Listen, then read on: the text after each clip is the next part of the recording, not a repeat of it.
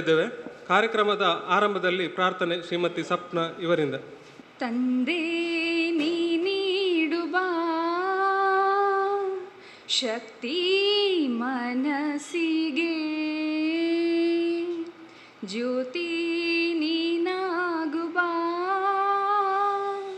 ಈ ಬಾಳ ಈರುಳಿಗೆ, ನಮ್ಮ ಜ್ಞಾನ ನೀಗುವ ಬಾಳ ಹಾದಿಗೆ ಗುರಿ ತೋರುವ, ನಮ್ಮ ಜ್ಞಾನ ನೀಗುವ ಬಾಳ ಹಾದಿಗೆ ಗುರಿ ತೋರುವ, ತಂದೆ ನೀ ನೀಡುವ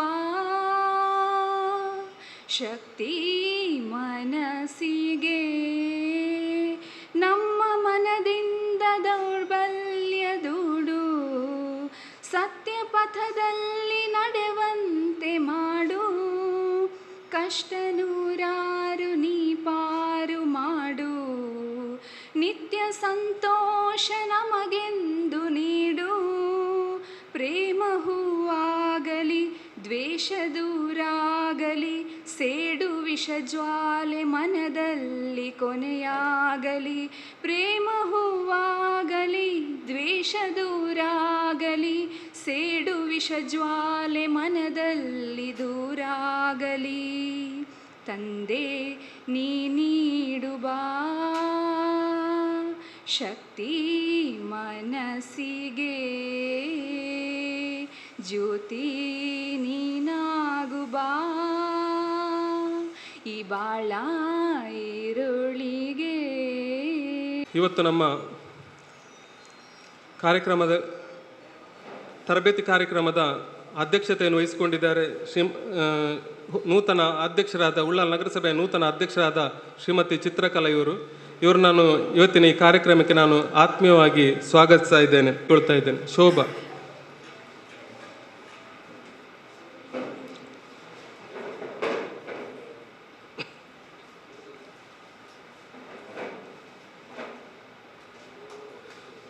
ಅದೇ ರೀತಿ ಕಾರ್ಯಕ್ರಮದಲ್ಲಿ ಉಪಸ್ಥಿತರಿದ್ದಾರೆ ಉಳ್ಳಾಲ ನಗರಸಭೆಯ ನೂತನ ಉಪಾಧ್ಯಕ್ಷರು ಶ್ರೀ ಆಯೂಬ್. ಅವರನ್ನು ಕೂಡ ನಾನು ಇವತ್ತಿನ ಈ ಕಾರ್ಯಕ್ರಮಕ್ಕೆ ಅವರನ್ನು ಆತ್ಮೀಯವಾಗಿ ಸ್ವಾಗತಿಸ್ತಾ ಇದ್ದೇನೆ.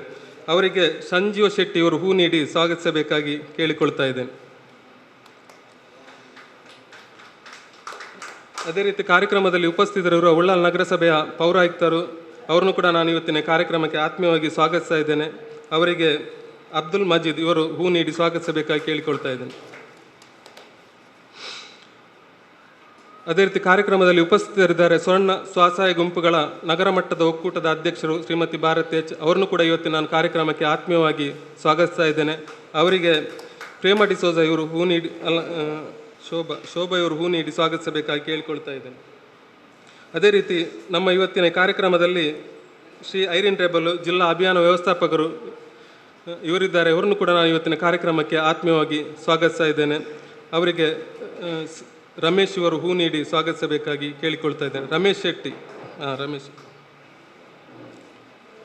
ಹಾಗೆ ಇವತ್ತಿನ ಕಾರ್ಯಕ್ರಮಕ್ಕೆ ಮಾಹಿತಿದಾರರಾಗಿ ಬಂದಿದ್ದಾರೆ ಶ್ರೀ ಲತೇಶ್, ಕೋಆರ್ಡಿನೇಟರ್ ಆರ್ಥಿಕ ಸಂಪನ್ಮೂಲ ಕೇಂದ್ರ ಮಂಗಳೂರು. ಇವರನ್ನು ಕೂಡ ನಾನು ಇವತ್ತಿನ ಕಾರ್ಯಕ್ರಮಕ್ಕೆ ಆತ್ಮೀಯವಾಗಿ ಸ್ವಾಗತಿಸ್ತಾ ಇದ್ದೇನೆ. ಅವರಿಗೆ ಫ್ರಾನ್ಸಿಸ್ ಇವರು ಹೂ ನೀಡಿ ಸ್ವಾಗತಿಸಬೇಕಾಗಿ ಕೇಳಿಕೊಳ್ತಾ ಇದ್ದೇನೆ. ಹಾಗೂ ಇವತ್ತಿನ ಕಾರ್ಯಕ್ರಮದಲ್ಲಿ ಉಪಸ್ಥಿತರಿರುವ ಎಲ್ಲ ಬೀದಿ ಬದಿ ವ್ಯಾಪಾರಸ್ಥರು ಹಾಗೂ ಬೀದಿ ಬದಿ ವ್ಯಾಪಾರಸ್ಥರ ಸಮಿತಿಯ ಎಲ್ಲ ಸದಸ್ಯರುಗಳನ್ನು ನಾನು ಇವತ್ತಿನ ಕಾರ್ಯಕ್ರಮಕ್ಕೆ ಆತ್ಮೀಯವಾಗಿ ಸ್ವಾಗತಿಸ್ತಾ ಇದ್ದೇನೆ. ಬಗ್ಗೆ ಪ್ರಾಸ್ತಾವಿಕವಾಗಿ ಎರಡು ಮಾತುಗಳನ್ನು ಆಡಬೇಕಾಗಿ ಶ್ರೀಮತಿ ಐರಿನ್ ರೇಬಲ್ ಇವರು ನಾನು ಕೇಳಿಕೊಳ್ತಾ ಇದ್ದೇನೆ. ಡೇನಲ್ಮ್ ದೀನ್ ದಯಾಳ್ ಅಂತ್ಯೋದಯ ಯೋಜನೆ ರಾಷ್ಟ್ರೀಯ ನಗರ ಜೀವನೋಪಾಯ ಅಭಿಯಾನ, ಇದರ ಅಡಿಯಲ್ಲಿ ಬೀದಿ ಬದಿ ವ್ಯಾಪಾರಿಗಳಿಗೆ ಬೆಂಬಲ ಎಂಬ ಉಪಘಟಕ ಇಡೀ ದೇಶದಲ್ಲಿ ಅನುಷ್ಠಾನ ಆಗ್ತಾ ಇದೆ. 3 ವರ್ಷದ ಹಿಂದೆ ಈ ಘಟಕವನ್ನು, ಬೀದಿ ಬದಿ ವ್ಯಾಪಾರಿಗಳಿಗೆ ಬೆಂಬಲ ಘಟಕವನ್ನು ದೀನ್ ದಯಾಳ್ ಅಂತ್ಯೋದಯ ಯೋಜನೆಗೆ ಸೇರ್ಪಡೆಗೊಳಿಸಲಾಗಿದೆ. ಈ ಮೊದಲು ನಮಗೆ ಸ್ವರ್ಣ ಜಯಂತಿ ಶಹರಿ ರೋಜ್ಗಾರ್ ಯೋಜನೆ ಅಂತ ಇತ್ತು, ಅದರಲ್ಲಿ ಈ ಘಟಕ ಇದ್ದಿರಲಿಲ್ಲ. ಆದರೆ ನಗರದ ಅಭಿವೃದ್ಧಿಯನ್ನು ನಾವು ಪರಿಗಣನೆಗೆ ತೆಗೆದುಕೊಳ್ಳುವಾಗ ಬರೀ ಮೂಲಸೌಕರ್ಯಗಳ ಜೊತೆಗೆ ಜನರ ಆರ್ಥಿಕ ಮತ್ತು ಸಾಮಾಜಿಕ ಅಭಿವೃದ್ಧಿ ಕೂಡ ಅಗತ್ಯ ಎಂಬುದನ್ನು ಎಲ್ಲರೂ ಮನಗಂಡಿರುವ ಹಿನ್ನೆಲೆಯಲ್ಲಿ ಬೀದಿ ಬದಿ ವ್ಯಾಪಾರಿಗಳನ್ನು ಹೊರತುಪಡಿಸಿ ನಗರ ಇಲ್ಲ. ಒಂದು ನಗರ ಅಂತೇಳಿದರೆ ಬೀದಿ ಬದಿ ವ್ಯಾಪಾರಿಗಳು ಅದರ ಒಂದು ಭಾಗವಾಗಿದ್ದಾರೆ. ಮತ್ತು ಆರ್ಥಿಕವಾಗಿ ಸಾಮಾಜಿಕವಾಗಿ ಹಿಂದುಳಿದಂತಹವರೇ ಈ ಬೀದಿ ಬದಿ ವ್ಯಾಪಾರಕ್ಕೆ ಬರುವುದು, ಇಲ್ಲದಿದ್ದರೆ ಅಂಗಡಿ ಹಾಕಿ ಕೂತ್ಕೊಳ್ತಾರೆ, ಅದೆಲ್ಲರಿಗೆ ಗೊತ್ತಿದೆ. ಅವರನ್ನು ಹೊರತುಪಡಿಸಿ ನಾವು ನಗರ ಅಭಿವೃದ್ಧಿ ಆಗಿದೆ ಅಂತ ಹೇಳಲಿಕ್ಕೆ ಆಗುವುದಿಲ್ಲ. ಅದಕ್ಕಾಗಿ ಬೀದಿ ಬದಿ ವ್ಯಾಪಾರಿಗಳನ್ನು ಸೇರ್ಪಡೆಗೊಳಿಸಿ ನಗರದ ಅಭಿವೃದ್ಧಿಯನ್ನು ಪರಿಗಣನೆಗೆ ತೆಗೆದುಕೊಳ್ಳಲಾಗ್ತಾ ಇದೆ. ಅದಕ್ಕಾಗಿ ನಮ್ಮ ಬೀದಿ ಬದಿ ವ್ಯಾಪಾರಿಗಳಿಗೆ ಅವರ ಜೀವನೋಪಾಯ ಸಂರಕ್ಷಣೆಗೆ ನಾವು ಬೇಕಾದ ಬೆಂಬಲವನ್ನು ಒದಗಿಸುವುದರ ಜೊತೆಗೆ ಅವರು ನಗರದ ಸುವ್ಯವಸ್ಥೆಯಲ್ಲಿ ಭಾಗಿಯಾಗಲು ಒಂದು ಕಾಯ್ದೆ ಇದೆ. ಅವರ ಜೀವನೋಪಾಯ ಸಂರಕ್ಷಣೆ, ಅದರ ಕಾಯ್ದೆ ಹೆಸರು ಹೀಗಿದೆ: ಬೀದಿ ಬದಿ ವ್ಯಾಪಾರಿಗಳ ಜೀವನೋಪಾಯ ಸಂರಕ್ಷಣೆ ಹಾಗೂ ವ್ಯಾಪಾರ ನಿಯಂತ್ರಣ ಅಧಿನಿಯಮ. ಇದು ಕಾಯ್ದೆ. ಈ ಕಾಯ್ದೆಯಲ್ಲಿ ನಮಗೂ ಅಂದರೆ ನಗರ ಸ್ಥಳೀಯ ಸಂಸ್ಥೆಗೂ ಮತ್ತು ನಿಮಗೂ ಒಂದು ಕೊಂಡಿ ಇದು ಕಾಯ್ದೆ. ಯಾಕಂತೇಳಿದರೆ ನಿಮ್ಮ ಜವಾಬ್ದಾರಿ ಏನು, ನೀವು ವ್ಯಾಪಾರ ಮಾಡುವಾಗ ಯಾವ ರೀತಿಯಲ್ಲಿ ಮಾಡಬೇಕು ಮತ್ತು ವ್ಯಾಪಾರದಲ್ಲಿ ಯಾವ ನಿಯಮಗಳನ್ನು ನೀವು ಪಾಲಿಸಬೇಕು, ಆ ನಿಯಮಗಳನ್ನು ಪಾಲಿಸುವುದರಿಂದ ನೀವು ನಗರದ ಸುವ್ಯವಸ್ಥೆಗೆ, ಸಂಚಾರ ವ್ಯವಸ್ಥೆಗೆ, ಸ್ವಚ್ಛತೆಗೆ ಹಾಗೂ ನಗರದ ಸ್ವಸ್ಥತೆಗೆ ಅಂದರೆ ಆರೋಗ್ಯಕ್ಕೆ ಹೇಗೆ ನೀವು ಪೂರಕವಾಗಿ ಕಾರ್ಯನಿರ್ವಹಿಸಬೇಕು. ಮತ್ತು ನೀವು ತಪ್ಪಿದಾಗ, ನೀವು ನಿಮ್ಮ ಕರ್ತವ್ಯದಲ್ಲಿ ತಪ್ಪಿದಾಗ ನಗರಸಭೆ ಅಥವಾ ನಗರ ಸ್ಥಳೀಯ ಸಂಸ್ಥೆ ನಿಮಗೆ ಯಾವ ರೀತಿ ತಿದ್ದುವಿಕೆ ಕೊಡಬೇಕು, ಯಾವ ರೀತಿ ನಿಮಗೆ ಏನು ಹೇಳೋದು, ನೋಟಿಸ್ ಇರ್ಬೋದು ಅಥವಾ ಏನೇ ಇರ್ಬೋದು, ನಿಮಗೆ ಒಂದು ಸೂಚನೆಗಳನ್ನು ಕೊಡ್ತದೆ. ಆ ಸೂಚನೆಗಳನ್ನು ಕೂಡ ನೀವು ಪಾಲಿಸದೇ ಇದ್ದರೆ ಮುಂದೆ ಯಾವ ಕ್ರಮಗಳನ್ನು ಕೈಗೊಳ್ಳಬೇಕು, ಇದೆಲ್ಲ ಅಧಿನಿಯಮದಲ್ಲಿದೆ. ಆ ಅಧಿನಿಯಮದ ಬಗ್ಗೆ ಇವತ್ತು ಮಾಹಿತಿಯನ್ನು ನೀಡುವಂಥ ಕಾರ್ಯಕ್ರಮ ಇವತ್ತು ನಾವಿಲ್ಲಿ ಹಮ್ಮಿಕೊಂಡಿದ್ದೇವೆ. ಒಂದು ಕಾಯ್ದೆಯ ಬಗ್ಗೆ ಮಾಹಿತಿ, ಆಗ ನಮ್ಮ ಜವಾಬ್ದಾರಿ ನಿಮ್ಮ ಜವಾಬ್ದಾರಿ, ನಮ್ಮ ಕರ್ತವ್ಯ ನಿಮ್ಮ ಕರ್ತವ್ಯ, ಹೊಣೆಗಾರಿಕೆ ಎರಡು ಯಾವ ರೀತಿಯಲ್ಲಿ ಹೋಗ್ತದೆ ಎಂಬುದರ ಬಗ್ಗೆ ನಿಮಗೆ ಇವತ್ತು ಮಾಹಿತಿ ಸಿಗ್ತದೆ. ಅದರ ಜೊತೆಗೆ ನಿಮಗೆ ನಿಮ್ಮ ಜೀವನೋಪಾಯವನ್ನು ನೀವು ಕಂಡುಕೊಳ್ಳುವುದರ ಜೊತೆಗೆ ನಿಮ್ಮ ಜೀವನಕ್ಕೆ ಮತ್ತು ನಿಮ್ಮ ಕುಟುಂಬಕ್ಕೆ ಸುರಕ್ಷಾ ಸಾಮಾಜಿಕ ಸುರಕ್ಷಾ ಯೋಜನೆಗಳು, ಸಾಮಾಜಿಕ ಸುರಕ್ಷಾ ಯೋಜನೆಗಳು ಇದು ಹಲವಾರು ಪ್ರಧಾನಮಂತ್ರಿ ಹೆಸರಿಂದ ಆರಂಭ ಆಗ್ತದೆ. ನಿಮಗೆಲ್ಲ ಗೊತ್ತಿದೆ, ವಿಮಾ ಯೋಜನೆಗಳಿರ್ಬೋದು, ಬೇರೆ ಬೇರೆ ಯೋಜನೆಗಳ ಬಗ್ಗೆ ನಮ್ಮ ರಿಸೋರ್ಸ್ ಪರ್ಸನ್, ಸಂಪನ್ಮೂಲ ವ್ಯಕ್ತಿ ಇಲ್ಲಿದ್ದಾರೆ, ನಿಮಗೆ ಮಾಹಿತಿ ಕೊಡ್ತಾರೆ. ಆ ಯೋಜನೆಗಳನ್ನು ನೀವು ತೆಗೆದುಕೊಳ್ಳುವುದರಿಂದ ನಿಮ್ಮ ಕುಟುಂಬಕ್ಕೆ ಸಾಮಾಜಿಕ ಸುರಕ್ಷತೆಯನ್ನು ನೀವು ಹೇಗೆ ಒದಗಿಸ್ಬೋದು, ಇದರ ಬಗ್ಗೆ ಇವತ್ತು ಮಾಹಿತಿ ಸಿಗ್ತದೆ. ಹಾಗೆಯೇ ನಮಗೆ ಪೊಲೀಸ್ ಸ್ಟೇಷನ್ ಅಲ್ಲಿಂದ ನಮ್ಮ ಪೊಲೀಸ್ ಅಧಿಕಾರಿಯವರು ಬರಲಿಕ್ಕಿದ್ದರೂ ಅವರಿಗೆ ಅವಕಾಶ ಆದರೆ ಅವರು ಖಂಡಿತ ಬರ್ತಾರೆ. ಅವರು ಸಂಚಾರ ವ್ಯವಸ್ಥೆಗೆ ನೀವು ಹೇಗೆ ಪೂರಕವಾಗಿ ಕಾರ್ಯನಿರ್ವಹಿಸಬೇಕು, ಸಂಚಾರ ನಿಯಮಗಳನ್ನು ಯಾವ ರೀತಿ ನೀವು ಪಾಲಿಸಬೇಕು, ಈ ಬಗ್ಗೆ ಅವರು ನಿಮಗೆ ಮಾಹಿತಿ ಕೊಡ್ತಾರೆ. ಹೀಗೆ ಬೇರೆ ಬೇರೆ ರೀತಿಯಲ್ಲಿ ಮಾಹಿತಿ ಕೊಟ್ಟು ಅದರ ಜೊತೆಗೆ ವಿಶೇಷವಾಗಿ ಇಡೀ ದೇಶದಲ್ಲಿ ಈಗ ಪ್ರಧಾನಮಂತ್ರಿ ಬೀದಿ ಬದಿ ವ್ಯಾಪಾರಿಗಳಿಗೆ ಆತ್ಮನಿರ್ಭರ್ ನಿಧಿ ಯೋಜನೆ ಅಂತ ಜಾರಿಗೆ ಬಂದಿದೆ. ಬೀದಿ ಬದಿ ವ್ಯಾಪಾರಿಗಳಿಗೆ ತುರ್ತು ಸಾಲ, ಈ ಕೋವಿಡಿಂದಾಗಿ ಲಾಕ್ಡೌನ್ನಿಂದಾಗಿ ಅವರ ಜೀವನೋಪಾಯಕ್ಕೆ ತೊಂದರೆ ಆಗಿದೆ. ಅದಕ್ಕಾಗಿ 10,000 ತುರ್ತು ಸಾಲವನ್ನು ಬ್ಯಾಂಕ್ಗಳ ಮೂಲಕ 7% ಬಡ್ಡಿ ಸಹಾಯದೊಂದಿಗೆ 1 ವರ್ಷದ ಅವಧಿಗೆ ಒದಗಿಸುವ ಒಂದು ಕಿರು ಸಾಲ ಯೋಜನೆ, PM ಸ್ವನಿಧಿ ಯೋಜನೆ ಅಂತ ನಾವು ಹೇಳ್ತೇವೆ. ಅದನ್ನು ನಾವೀಗ ಇಡೀ ದೇಶದಲ್ಲಿ, ಆದರೆ ನಮ್ಮ ಜಿಲ್ಲೆಯಲ್ಲಿ ನಿನ್ನೆ ಜಿಲ್ಲಾಧಿಕಾರಿಯವರು ಅಧ್ಯಕ್ಷತೆಯಲ್ಲಿ ಒಂದು ಸಭೆ ನಡೆಯಿತು. ಈಗಲೂ ವಿಡಿಯೋ ಕಾನ್ಫರೆನ್ಸ್ ಆಗ್ತಾ ಇದೆ, ಜಿಲ್ಲಾಧಿಕಾರಿಯವರು ವಿಡಿಯೋ ಕಾನ್ಫರೆನ್ಸಲ್ಲಿ ಭಾಗಿಯಾಗ್ತಾ ಇದ್ದಾರೆ. ನಾವು ಅಲ್ಲಿ ಇರಬೇಕಿತ್ತು ಇವತ್ತು. ಅಲ್ಲಿ ಇವತ್ತು ಏನಾಗಿದೆ ಅಂದರೆ, ನಮ್ಮ ಜಿಲ್ಲೆಯಲ್ಲಿ ಎಲ್ಲ ನಗರ ಸ್ಥಳೀಯ ಸಂಸ್ಥೆಗಳಲ್ಲಿ ಇದ್ದ ಎಲ್ಲ ಬೀದಿ ಬದಿ ವ್ಯಾಪಾರಿಗಳು ಯಾರನ್ನೂ ತಪ್ಪಿಸದೆ ಎಲ್ಲರೂ ಕೂಡ ಈ ಒಂದು ಯೋಜನೆಯ ಫಲಾನುಭವಿಗಳ ಆಗಬೇಕೆಂಬ ಸಂದೇಶವನ್ನು ನಮ್ಮ ಜಿಲ್ಲಾಧಿಕಾರಿಗಳು ಕೊಟ್ಟಿದ್ದಾರೆ. ತಪ್ಪಿದರೆ ಬೀದಿ ಬದಿ ವ್ಯಾಪಾರ ಮಾಡುವ ಅವಕಾಶವನ್ನೇ ಅವರು ಕಳೆದುಕೊಳ್ತಾರೆ. ಅದಕ್ಕಾಗಿ ದಯವಿಟ್ಟು ನೆನಪಿಟ್ಕೊಳ್ಳಿ, ಇದು ಜಿಲ್ಲಾಧಿಕಾರಿಯವರ ಸಂದೇಶ. ಎಲ್ಲ ನೀವು ಯೋಚಿಸ್ಬೋದು, ಇದು ಸಣ್ಣ ಮೊತ್ತ 10,000 ಅಲ್ಲ, ಉದಯಗೆ ಹೆಂಗೆ ದಿನಕ್ಕೂ 2,000 ಹಾಕ್ಬಿಟ್ಟು ಅಂತೇಳಿ ನೀವು ಯೋಚಿಸ್ಬೋದು. ಆಗ ಜಿಲ್ಲಾಧಿಕಾರಿಯವರೇ ಹೇಳಿದ್ದಾರೆ ಏನಂತೇಳಿದರೆ, ಅಷ್ಟು ಜಾಸ್ತಿ ಆದಾಯ ನನಗೆ ಇದೆ ಅಂತ ಯಾರಿಗೆ ಕಾನ್ಫಿಡೆನ್ಸ್ ಇದೆ ಅವರಿಗೆ ಬೀದಿ ಬದಿ ವ್ಯಾಪಾರ ಬೇಡ, ಇದು ನಾವು ಹೇಳುವುದಲ್ಲ. ಅದಕ್ಕೆ ದಯವಿಟ್ಟು ಎಲ್ಲರೂ ಈ ಯೋಜನೆಯಲ್ಲಿ ಭಾಗಿಯಾಗಿ ಫಲಾನುಭವಿಗಳಾಗಿ ಮುಂದಕ್ಕೆ ಅವರು ಡಿಜಿಟಲ್ ಪೇಮೆಂಟಿಗೆ ಮತ್ತು ಬೇರೆ ಬೇರೆ ವಿಚಾರಗಳಲ್ಲಿ ಸಾಲ ಮರುಪಾವತಿಗೆ, ಒಂದು ಹಣಕಾಸಿನ ಸುವ್ಯವಸ್ಥೆಗೆ ಅವರು ಹೋಗುವಂಥ ದಾರಿ ಇದಾಗಿದೆ. ಅದಕ್ಕಾಗಿ ಎಲ್ಲರೂ ಈ ಯೋಜನೆಯಲ್ಲಿ ಭಾಗಿಯಾಗಿ. ಎಷ್ಟು ಜನ ಅರ್ಜಿ ಹಾಕಿದ್ದೀರಿ ಇದರಲ್ಲಿ? 10,000 ಸಾಲಕ್ಕೆ ಎಷ್ಟು ಜನ ಅರ್ಜಿ ಹಾಕಿದ್ದೀರಿ? ಹೆಚ್ಚಿನವರು ಹಾಕಿದ್ದಾರೆ. ಉಳಿದವರು ಯಾರು ಹಾಕಲಿಲ್ಲ? ಅರ್ಜಿ ಹಾಕದವರು ಕೈ ಮೇಲೆ ಹಾಕಿ. ಇವತ್ತೇ ನೀವು ಇಲ್ಲಿಂದ ಹೋಗುವ ಮೊದಲು ಅರ್ಜಿ ಹಾಕಿ ಹೋಗಬೇಕು, ಇಲ್ಲದಿದ್ದರೆ ಭತ್ತೆ ಕೂಡ ಸಿಗುವುದಿಲ್ಲ. ಇವತ್ತು ಬಂದದಕ್ಕೆ ಭತ್ತೆ ಇದೆ ನಿಮಗೆ, ಅದು ಕೂಡ ಸಿಗುವುದಿಲ್ಲ. ದಯವಿಟ್ಟು ಗಮನ ಕೊಡಿ. ಮತ್ತು ಒಂದು ವಿಚಾರ ಇದೆ, ನೀವು ಅರ್ಜಿ ಸಲ್ಲಿಸಿದ ಮೇಲೆ ಅಲ್ಲಿ ಬ್ಯಾಂಕಲ್ಲಿ ನೀವು ಯಾವತ್ತೋ ಸಾಲ ತಗೊಂಡು ಮರುಪಾವತಿ ಮಾಡದೆ ಹಾಗೆ ಬಾಕಿ ಉಳಿದಿದೆ ಆದರೆ ರಿಜೆಕ್ಟ್ ಮಾಡ್ತಾರೆ, ಅದು ಬೇರೆ ವಿಚಾರ, ಅದು ಮತ್ತೆದು ವಿಚಾರ. ಆದರೆ ಈಗ ಅರ್ಜಿ ಹಾಕಬೇಕು ನೀವು, ಆಯಿತಾ? ಇಷ್ಟು ಹೇಳಿ ಇವತ್ತಿನ ಈ ಕಾರ್ಯಕ್ರಮಕ್ಕೆ ನಾನು ಶುಭ ಹಾರೈಸ್ತೇನೆ. ಹಾಗೂ ಈ ಕಾರ್ಯಕ್ರಮದ ಮೂಲಕ ನಮ್ಮ ನಗರ ಸಭೆಯಲ್ಲಿ ಕಾರ್ಯಾಚರಿಸ್ತಿರುವ ನಿಮಗೆ ಒಳ್ಳೆಯದಾಗಲಿ, ನಿಮ್ಮ ಜೀವನೋಪಾಯ ಒಳ್ಳೆ ರೀತಿಯಲ್ಲಿ ಮುಂದುವರಿಯಲಿ ಮತ್ತು ಈ ಸಾಲ ಯೋಜನೆಯಿಂದ ನಿಮ್ಮ ವ್ಯಾಪಾರಕ್ಕೆ ಸ್ವಲ್ಪ ಬೆಂಬಲ ಸಿಗಲಿ ಅಂತ. ಕಾರ್ಯಕ್ರಮದ ಉದ್ಘಾಟನೆ ಮಾನ್ಯ ಅಧ್ಯಕ್ಷರಿಂದ ಹಾಗೂ ಉಳಿದ ಅತಿಥಿಗಳವರಿಗೆ ಸಹಕರಿಸಬೇಕಾಗಿ ಕೇಳಿಕೊಳ್ತೇವೆ.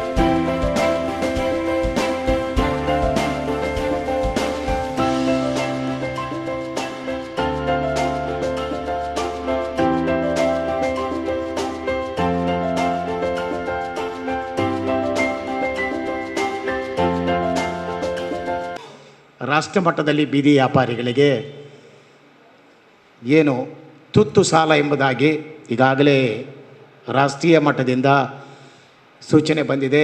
ಜಿಲ್ಲಾ ಮಟ್ಟದಲ್ಲಿ ಸಹ ನಮ್ಮ ಕರ್ನಾಟಕದಲ್ಲಿ ನೋಡುವಾಗ ನಮ್ಮ ಜಿಲ್ಲೆ ಕೊನೆ ಸ್ಥಾನದಲ್ಲಿದೆ. ನಿನ್ನೆ ಜಿಲ್ಲಾಧಿಕಾರಿ ಅವರು ಅದರ ಬಗ್ಗೆ ನಮಗೆಲ್ಲ ಒಂದು ವಿಡಿಯೋ ಕಾನ್ಫರೆನ್ಸ್ ಮಾಡಿ ಎಲ್ಲಿ ನಗರ ಪ್ರದೇಶದಲ್ಲಿ ಎಲ್ಲಿ ಬೀದಿ ವ್ಯಾಪಾರ ಮಾಡುವಂಥ ಬೀದಿ ವ್ಯಾಪಾರಿಗಳನ್ನು ಅವರನ್ನು ಗುರುತಿಸಿ ಅವರಿಗೆ ಬ್ಯಾಂಕಿನಿಂದ ಸಾಲ ವ್ಯವಸ್ಥೆಯನ್ನು ಮಾಡಬೇಕೆಂಬುದಾಗಿ ಸೂಚನೆ ನೀಡಿದ್ದಾರೆ. ತಾವೆಲ್ಲರೂ ಇವತ್ತೇ ಈ ತರಬೇತಿ ಕಾರ್ಯಾಗಾರ ಮುಗಿದ ನಂತರ ತಾವು ನಮ್ಮ ರೋಹಿನಾಥರನ್ನು ಮೀಟಾಗಿ ಎಲ್ಲರೂ ಅಪ್ಲಿಕೇಶನನ್ನು ಸಲ್ಲಿಸಬೇಕು. ಸುಮಾರು ನಾವು 500 ಜನ ಬೀದಿ ವ್ಯಾಪಾರಿಗಳನ್ನ ಐಡೆಂಟಿಫೈ ಮಾಡಬೇಕು, ನಮಗೆ ಟಾರ್ಗೆಟನ್ನು ಗುರಿಯನ್ನು ಕೊಟ್ಟಿದ್ದಾರೆ ಜಿಲ್ಲಾಧಿಕಾರಿಯವರು. ಅದನ್ನು ತಾವೆಲ್ಲರೂ ಮಾಡಬೇಕೆಂಬುದಾಗಿ ನಾನು ತಮ್ಮಲ್ಲಿ ಮತ್ತೆ ಒಮ್ಮೆ ನಾನು ಮನವಿ ಮಾಡ್ತೇನೆ.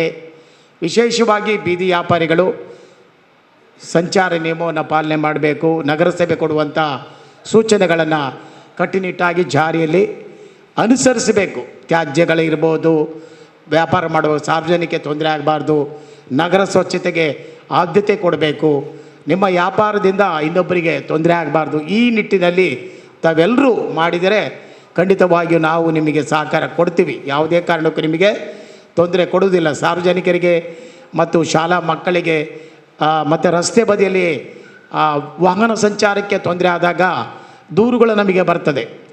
ಆಮೇಲೆ ನಾವು ಕ್ರಮ ಕೈಗೊಳ್ಳಬೇಕಾಗ್ತದೆ. ದೂರು ಕೊಟ್ಟಾಗ ನಾವು ಅದನ್ನು ಪರಿಶೀಲನೆ ಮಾಡಬೇಕಾ, ಅದಕ್ಕೆ ಅವಕಾಶ ಕೊಡದೆ ತಮಗೆ ಎಲ್ಲೆಲ್ಲಿ ಅವಕಾಶವಿದೆ ಅಲ್ಲೆಲ್ಲಿ ಅಚ್ಚುಕಟ್ಟಾಗಿರಬೇಕು. ನಿಮ್ಮ ಗೂಡಂಗಡಿಗಳು ಟಾರ್ಪಲ್ ಹಾಕಿ ಆ ಗಲೀಜಲ್ಲೇ ಇರೋದು, ಆ ಟಾರ್ಪಲ್ ಹರಿದೋಗಿರೋದು, ಇದೆಲ್ಲ ಮಾಡ್ಬೋದು. ಅಚ್ಚುಕಟ್ಟಾಗಿ 10,000 ರೂಪಾಯಿ ಸರ್ಕಾರ, ಕೇಂದ್ರ ಸರ್ಕಾರ ನಿಮಗೆ ಸಾಲ ಕೊಡ್ತದೆ. ಚಂದ ಮಾಡಿ ನಿಮ್ಮ ಅಂಗಡಿಗಳನ್ನು ಒಂದು ಅಚ್ಚುಕಟ್ಟಾಗಿ ಮಾಡಿ ಚಂದ ಮಾಡಿ ಇಟ್ಕೊಳ್ರಿ. ನೋಡುವವರಿಗೂ ಚಂದ ಕಾಣಬೇಕದು ಅಲ್ವಾ? ಈಗ ನಾವು ಚಂದ ಇಲ್ಲದ್ರೆ ಏನು ಮಾಡ್ತೀವಿ, ಎಂಥ ಮಾರೇ ಹೇಳ್ತೀವಿ ಅಲ್ವಾ? ನಿಮ್ಮ ಅಂಗಡಿ ಸಹ ಚೆನ್ನಾಗಿರಬೇಕು. ಕೊಡುವಂಥ ಪದಾರ್ಥಗಳನ್ನು ಸಹ ಒಳ್ಳೆ ರೀತಿಯಲ್ಲಿ ನೀವು ಅದನ್ನು ಶುಚಿಗೊಳಿಸಿ ಸ್ವಚ್ಛವಾಗಿಡುವಂಥದ್ದು ಸಹ ಜವಾಬ್ದಾರಿ. ಈ ರೀತಿ ಮಾಡೋದ್ರಿಂದ ಬೀದಿ ವ್ಯಾಪಾರಿ ನಿಮಗೆ ಗೌರವ, ನಗರಸಭೆಗೆ ನಮಗೂ ಗೌರವ. ಆದ್ದರಿಂದ ತಾವೆಲ್ಲರೂ ಈ ನಿಟ್ಟಿನಲ್ಲಿ ನಿಮಗೆ ಮುಂದೆ ಒಳ್ಳೆಯ ತರಬೇತಿ ಕೊಡ್ತಾರೆ. ಅದನ್ನು ಸರಿಯಾಗಿ ಅರ್ಥ ಮಾಡಿಕೊಂಡು ಅದರ ಪ್ರಕಾರ ನೀವು ನಡೆದರೆ ಖಂಡಿತವಾಗಿ ನಿಮ್ಮ ಜೀವನ ಒಂದು ಒಳ್ಳೆಯದಾಗ್ತದೆ ಎಂಬುದಾಗಿ ಹಾರೈಸುತ್ತಾ ನನ್ನ ಮಾತನ್ನು ಮುಗಿಸ್ತೇನೆ. ಜೈ ಹಿಂದ್, ಜೈ ಕರ್ನಾಟಕ. ಕಾರ್ಯಕ್ರಮವನ್ನು ಉದ್ದೇಶಿಸಿ ಉಳ್ಳಾಲ ನಗರಸಭೆಯ ಉಪಾಧ್ಯಕ್ಷರು 2 ಮಾತುಗಳನ್ನಾಡಬೇಕಾಗಿ ಕೇಳಿಕೊಳ್ತಾ ಇದ್ದಾರೆ. ನಿಮ್ಮ ಬದುಕು ಬಹಳ ಒಂದು ಕಷ್ಟ ಮತ್ತು ಕಾರ್ಪಣ್ಯ, ದುಃಖ ದುಮ್ಮಾನಗಳಿಂದ ತುಂಬಿದಂತಹ ಒಂದು ಬದುಕಿನಲ್ಲಿ ನೀವು ಬೆಳಕನ್ನು ಕಾಣುವಂತಹ ಇಚ್ಛೆಯನ್ನು, ಆ ಉದ್ದೇಶವನ್ನು ಇಟ್ಟುಕೊಂಡವರಾಗಿದ್ದೀರಿ. ಈಗ ಕೇಂದ್ರ ಸರ್ಕಾರವು ಕೂಡ ನಿಮ್ಮ ಆ ಕಷ್ಟ ಕಾರ್ಪಣ್ಯಗಳಿಗೆ ಒಂದು ಸ್ವಲ್ಪ ಸಹಕಾರವನ್ನು ನೀಡುವ ನಿಟ್ಟಿನಲ್ಲಿ 10,000 ರೂಪಾಯಿಯ ಸಾಲವನ್ನು ಬ್ಯಾಂಕಿನ ಮೂಲಕ ನೀಡುವಂತಹ ಒಂದು ವ್ಯವಸ್ಥೆಯನ್ನು ಮಾಡಿದೆ. ಖಂಡಿತವಾಗಿಯೂ ತಾವೆಲ್ಲರೂ ಬಹಳಷ್ಟು ಬುದ್ಧಿವಂತರು, ಹಿರಿಯರಿದ್ದೀರಿ, ಯುವಕರಿದ್ದೀರಿ. ಬದುಕನ್ನು ಬಹಳಷ್ಟು ಚೆನ್ನಾಗಿ ಅರಿತುಕೊಂಡು ಕೆಲಸ ಮಾಡುವ ಉದ್ದೇಶವನ್ನು ಹೊಂದಿದವರಾಗಿದ್ದೀರಿ.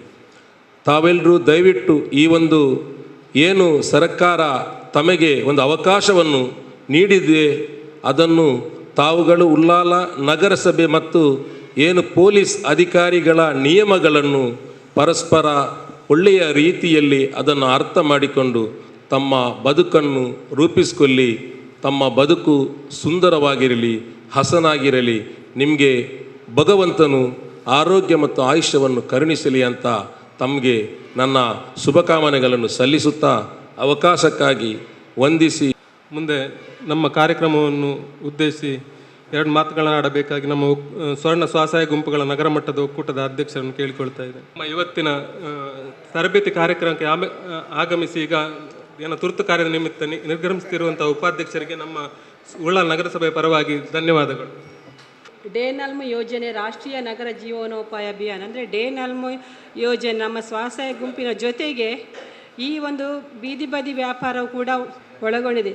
ಯಾಕೆಂತೇಳಿದರೆ ಕಳೆದ ವರ್ಷ ನಾವು ನಮ್ಮ ಸ್ವಸಹಾಯ ಗುಂಪು ಹಾಗೂ ಒಕ್ಕೂಟದ ಜೊತೆಗೆ ಒಂದು ಸಮೀಕ್ಷೆಯನ್ನು ನಡೆಸಿದ್ದೇವೆ. ಅದರಲ್ಲಿ 61 ಮಂದಿಯನ್ನು ನಾವು ಈ ಸಮೀಕ್ಷೆಯಲ್ಲಿ ಬೀದಿ ಬದಿ ವ್ಯಾಪಾರಸ್ಥರಂತೇಳಿ ಸಮೀಕ್ಷೆಯಲ್ಲಿ ನಾವು ಗುರುತಿಸಿಕೊಂಡಿದ್ದೇವೆ, 61 ಮಂದಿಯನ್ನು. ಹಾಗೆ ನಾವು ಈ ಒಂದು ತರಬೇತಿ ಈ ಮೊದಲೇ ನಮಗೆ ಮಾಡಬೇಕಿತ್ತು. ಈ ತರಬೇತಿ ಕಾರ್ಯಾಗಾರ ಅಂದರೆ ಒಂದು ಕೋವಿಡ್ ಬಂದ ಕಾರಣ ಈ ತರಬೇತಿ ಸ್ವಲ್ಪ ವಿಳಂಬವಾಗಿ ತಡವಾಗಿ ತರಬೇತಿಯನ್ನು ನಾವು ಹಮ್ಮಿಕೊಳ್ಬೇಕಾಯಿತು. ಈ ಒಂದು ಬೀದಿ ಬದಿ ವ್ಯಾಪಾರಸ್ಥರ ಒಂದು ನಮಗೆ ಏನು ಅದರ ಬಗ್ಗೆ ನಮಗೆ ಅರಿವಿದೆ, ಏನು ಕಷ್ಟ ಇದೆ ಅಂತ ಹೇಳಿಕೊಂಡು.